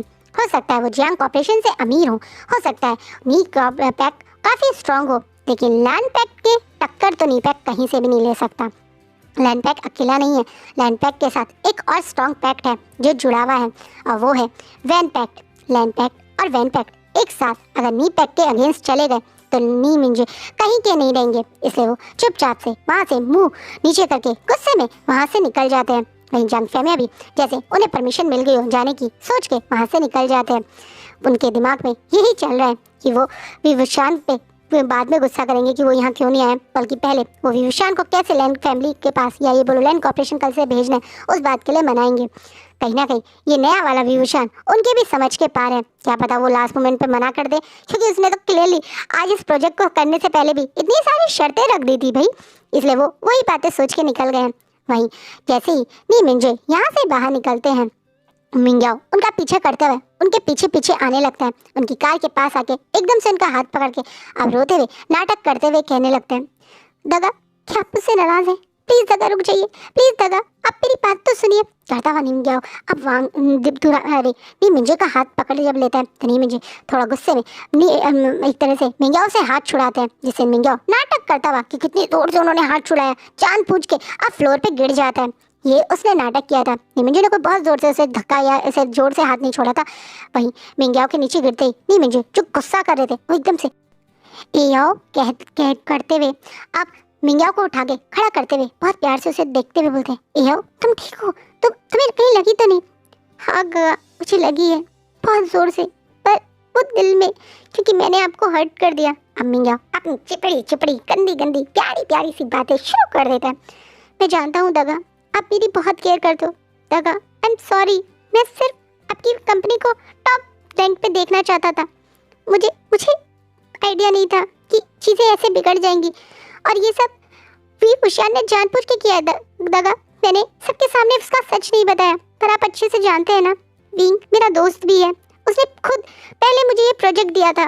उसने मुझे बोला कि ये प्रोजेक्ट मैं आपको दे दूँ, क्योंकि स्पेशली उसने आपके लिए बनाया है, बट उसकी कल आपसे लड़ाई हो गई थी, इसे वो आपको दे नहीं सकता। इसलिए उसने मुझे बोला कि मैं अपना नाम यूज़ करके इसे आपको दूँ, और बाद में उसने इस तरह से मुझे चाल में फंसा लिया। उसने मुझसे झूठ बोला दगा, और बाद में मुझे ही सबके सामने झूठा साबित कर दिया बोल के अब मिंग्याओ रोना शुरू कर देता है। कुछ लोग कितने ज़्यादा तेज हो सकते हैं ये बात कोई सोच भी नहीं सकता है। दूसरे के सच को भी झूठ या मैनिपुलेट करके प्रेजेंट कर सकते हैं, ये चीज़ लोगों के सोच से पार है। ऐसा ही कुछ अभी मिंग्याओ कर रहा है। मिंग्याओ अपने तेज दिमाग से ये बात बोल रहा है कि विंग ने खुद ही उसे ये सब दिया था, और बाद में उसने सबके सामने उसे झूठा भी साबित कर दिया। वो सबके सामने कैसे बोलता कि विंग ने ही उसे ये सब दिया था, इसलिए वो चुप रहा और ये सारा झूठा इंजाम अपने ऊपर रख लिया। कहीं ना कहीं मिंग्याओ जो बहुत तेज है और अपनी बातों में अच्छे से लोगों को मैनिपुलेट करना जानता है, विक्टिम कार्ड खेलना जानता है, उसकी बातों में नी मिंजे भी आ जाते हैं। नी मिंजे को मिंग्याओ की बात हमेशा सच ज़्यादा लगती है और विंग पे की सारी बातें झूठी ही लगती हैं, इसलिए वो तुरंत मिंग्याओ के आंसू पूछते हुए उसे प्यार से कमर सहलाते बोलते हैं, बस करो मिंग्याओ और मत रो, चलो मेरे साथ चलो, मैं अब तुमसे बिल्कुल नाराज़ नहीं हूँ, हम ऑफिस चलते हैं। रही बात उस विवशान की तो तुम चिंता मत करो, मैं उस विवशान को ज़रूर सबक सिखाऊंगा। उसकी हिम्मत कैसे हुई तुम्हारी इस तरीके से सबके बीच में झूठ बोल के बेइज्जती करवाने से की, तुम्हें चिंता मत करो, मैं उसे तुमसे माफ़ी मंगवाऊंगा, घुटनों के बल बैठवा के वो तुम्हें सॉरी बोलेगा, ये मेरा तुमसे वादा है। नी मिंजे बहुत कॉन्फिडेंस में अब मिंग्याओ से प्रॉमिस कर देते हैं, क्योंकि उन्हें लगता है वो ऐसा करवा सकते हैं, क्योंकि वो पहले भी विंग को बहुत बार मिंग्याओ से सॉरी बुलवा चुके हैं बिना किसी गलती के। विंग कई बार सॉरी मांग भी चुका है, यही सोच के कि क्या पता उसको इससे वो और ज़्यादा मिंग्याओ के नी मिंजे के क्लोज आ जाएगा। लेकिन उन्हें मिंजे को अभी ये नहीं पता कि ये पहले वाला विवशान नहीं है जो ऐसे ही उनकी बातों में आ जाएगा या उनकी बातें मान लेगा। अब असली विवशान है जो मिंग्याओ से सबके बीच में माफ़ी मंगवाएगा। वहीं दूसरी तरफ जियांग फैमिली बहुत खुश है, वो तो घर आते ही खुशी में सबको ये बात चिल्ला चिल्ला के बता रही है, या बोलो जैन फैमिली सबको इकट्ठा करके बता रहे हैं कि उन्हें लैंड कॉर्पोरेशन का प्रोजेक्ट मिल गया। वो प्रोजेक्ट जिसके लिए बड़ी बड़ी कंपनीज बैट लगा रही थी, बड़ी बड़ी कंपनीज ने अपने अपने प्रोजेक्ट बिड के लिए भेजे थे, लेकिन फिर भी कोई नहीं जीता। लैंड फैमिली ने जियांग फैमिली को जिताया है। अब जियांग फैमिली और लैंड फैमिली का अगर बिजनेस रिलेशनशिप बन गया तो ये जियांग फैमिली के लिए या जियांग कॉर्पोरेशन के लिए कितनी बड़ी बात है। इस बात को जियांग फैमिली की खुशी बता रही है, वो खुशी में सबको ये बात खुशी से बता रहे हैं। वहीं दूसरी तरफ मियाली भी इस चीज़ से काफ़ी खुश है। वो अपने फादर के पास खड़ी हुई थी जब आज पहली बार जियांग फैमिली यहाँ मतलब मैडम यू को इग्नोर करके पहले याली के पास आते हैं, खुशी से उसके हाथ में एक गिफ्ट देते हुए कहते हैं, मैं तुम्हारे लिए भी गिफ्ट लाया हूँ याली। तुम्हें पता है तुम्हारे भाई ने आज प्रूफ कर दिया कि वो मेरा बेटा है। आज उसने सबके सामने हम कितने टैलेंटेड है प्रूफ कर दिया। ये प्रोजेक्ट हमें वी वुशान की वजह से मिला है और इसलिए मैंने सोचा है कि मैं एक ग्रैंड पार्टी रखूँगा। मैं अपनी खुशी सबके साथ सेलिब्रेट करूँगा। ये प्रोजेक्ट मिलने की खुशी में मैं एक ग्रैंड पार्टी करूँगा जिसमें मैं सबको बुलाऊंगा, यहाँ तक कि लैंड फैमिली को स्पेशल गेस्ट बुलाऊंगा, उनके साथ जो वैन फैमिली को भी बुलाऊंगा और मैं जिन फैमिली को भी बुलाऊंगा। तुम देखना इस बार इस पार्टी में मैं तुम्हारे और जिन जुशान की शादी की भी बात जिन फैमिली से डायरेक्ट खुद करूंगा। इस बार वो हमें मना नहीं कर पाएंगे। तुम्हारी और जिन जुशान की शादी भी मैं जल्दी करवाऊंगा। कहीं ना कहीं जैन फैमिली आज बहुत खुश है, इसलिए वो विंग के तारीफ के साथ साथ याली के फ्यूचर के लिए भी याली से बातें बोल रहे हैं। जैसे मैडम यू साइड में खड़े हुए गुस्से में घूर घूर के जियांग फैमिली को देख रही हैं, क्योंकि आज जियांग फैमिली उनके लिए कुछ नहीं लाए। जो भी गिफ्ट लाए वो याली और बाकी सबके लिए लाए। याली प्यार से उस गिफ्ट को लेकर इमोशनल होकर अपने फादर को कंग्रेचुलेशन विश करती है और बहुत प्यार से अपने फादर के गले लगती है। वहीं जैन फैमिली भी बहुत प्यार से याली की कमर को सहलाने लगते हैं। एक याली ही थी जिसने सब कुछ सहा। वो अपनी मदर का टॉर्चर भी सहती थी, जांगचन का गुस्सा भी सहती थी और जियांग फैमिली की इग्नोरेंस और नफरत भी सहती थी, लेकिन फिर भी उसने जियांग फैमिली को कभी उल्टा जवाब नहीं दिया। जियांग फैमिली ने देखा है किस तरह से याली हमेशा इन सबको खुश रखने का 100% अटेम्प्ट करती है, इसलिए वो भी कहीं ना कहीं याली की सॉफ्ट तरफ थोड़ा सॉफ्ट है। कहीं ना कहीं अब याली को और विंग को जियांग फैमिली अप्रिशिएट कर रहे हैं, प्यार कर रहे हैं। ये देखकर मैडम यू को बहुत गुस्सा आ रहा है, लेकिन वो कुछ नहीं कर पा रही हैं। वो गुस्से में घूर घूर के जांगचन को देख रही हैं। वहीं जांगचन अपनी मदर के गुस्से को समझते हुए मुंह नीचे कर लेता है। वहीं याली वहाँ से खुशी से वो गिफ्ट लेके अपने घर ही रूम में जाती है और गिफ्ट रखते हुए खोल के देखती है तो उसके अंदर एक सुंदर सा ड्रेस है। शायद पार्टी के लिए ही उसके लिए उसके फादर लाए होंगे। याली यही सोच के उस ड्रेस को देखते हुए बोलती है, I am sorry, I am really sorry. मैं सचमुच में एक बहुत गलत डिसीजन ले रही थी। मैं तुम्हें इग्नोर कर रही थी, तुम्हारा साथ भी नहीं दे रही थी। किस लिए? क्योंकि मैं मदर को इम्प्रेस करना चाहती थी ताकि मदर मेरी और जिन जुशान की शादी जल्द से जल्द करवा दे। पर देखो आज मेरी और जिन जुशान की शादी की बात फादर कर भी रहे तो तुम्हारी वजह से। तुमने मुझे सही कहा था, मुझे मदर का पेट नहीं बनना चाहिए। आई एम सॉरी आई, तुम्हारी सीजे ने तुम्हारे साथ भी बहुत गलत किया है। आज याली को पछतावा हो रहा है, उसे महसूस हो रहा है कि आखिर में उसकी खुशी के लिए उसके फादर ने पहली बार सोचा भी तो सिर्फ विंग की वजह से। कहीं ना कहीं मैडम यू ने कभी उसके लिए कुछ करा ही नहीं। उसने मैडम यू के लिए बहुत कुछ करा, बट एंड में जिसने उसके लिए कुछ करा वो उसकी फैमिली, उसका भाई ही निकला। याली उन बातों को सोच के विंग के लिए अपसेट होके विंग को फ़ोन पे फ़ोन मिला रही है। जियांग फैमिली ने विंग कहाँ है जानने की इच्छा भी नहीं की, क्योंकि अभी तो खुशी के मारे नाच रहे और गा रहे हैं। वहीं याली को टेंशन हो रही है, अचानक से विंग कहाँ चला गया। वहीं विंग सबसे अनजान अब बहुत देर बाद अपनी अच्छे से नींद पूरी करके बेड पे बैठ के अपनी आंखें मलता हुआ नोटिस करता है कि वो किसी नई जगह है और बोलता है, ये मैं यहाँ कहाँ आ गया और मुझे इतनी ज़्यादा गहरी नींद कैसे आ गई। मैं तो कार में था ना, अरे मुझे तो लैंड कॉर्पोरेशन जाना था, मैं किसी के घर में बेडरूम में कैसे पहुंच गया। ओह नो, कहीं वो मिंग्याओ ना जीत जाए। नहीं, मैं ऐसा नहीं दे सकता। मेरी डेस्टिनी नहीं, वो पहले जैसी नहीं हो सकती। क्या मेरी डेस्टिनी में चेंज नहीं कर पाया? क्या मेरा रीबर्थ बेकार हो गया? नहीं, अपनी ये टेंशन में बड़बड़ाने में या बोलने में ये नोटिस भी नहीं करता है कि कोई इंसान उसके बिल्कुल अपोजिट में एक चेयर पे बैठा हुआ था। अंधेरा हो जाने की वजह से, क्योंकि काफ़ी शाम हो गई थी और रूम में लाइट बंद ही थी, तो सिर्फ एक साइड टेबल पे एक होता है टेबल लैंप ही जल रहा था। विंग का ध्यान अंधेरे में बैठे हुए उस इंसान पे नहीं गया था, लेकिन उस इंसान ने विंग की बातें सुनी, इसलिए वो तुरंत इससे पहले विंग बेड से नीचे उतरता विंग के सामने आते बोलते रीबर्थ, जिससे विंग शॉकिंगली सामने वाले इंसान को देखकर पसीना पसीना हो जाता है। वांग जी यहाँ पे था, विंग को पता नहीं था और विंग ये क्या कुछ बोल गया, डेस्टिनी रीबर्थ जैसी बातें। वही वांग जी विंग को क्वेश्चन भरी नज़रों से देखते हुए अपनी पॉकेट मतलब जीन्स की पॉकेट में हाथ डालते हुए विंग को घूरते हुए बोलता है रीबर्थ, जिससे विंग अब शॉकिंगली वांग जी को देख रहा है। और आज का पार्ट यहीं रुकता है। सो ये स्टोरी थोड़ी लंबी हो गई, मतलब इसका शायद नेक्स्ट पार्ट में ये स्टोरी ख़त्म हो जाएगी। ऑलमोस्ट हम काफ़ी सारी स्टोरी कवर कर चुके हैं, तो कल के पार्ट में फिर मिलते हैं। आज का पार्ट कैसा लगा जल्दी बताना, और मैं काफ़ी बड़े बड़े पार्ट बना रही हूँ, तो आप समझ सकते हैं कि मैं भी चाहती हूँ स्टोरी शॉर्ट में ही ख़त्म हो। जैसा भी हो कमेंट में ज़रूर बताना। अपना अपनी फैमिली का खूब ध्यान रखना। Bye, take care.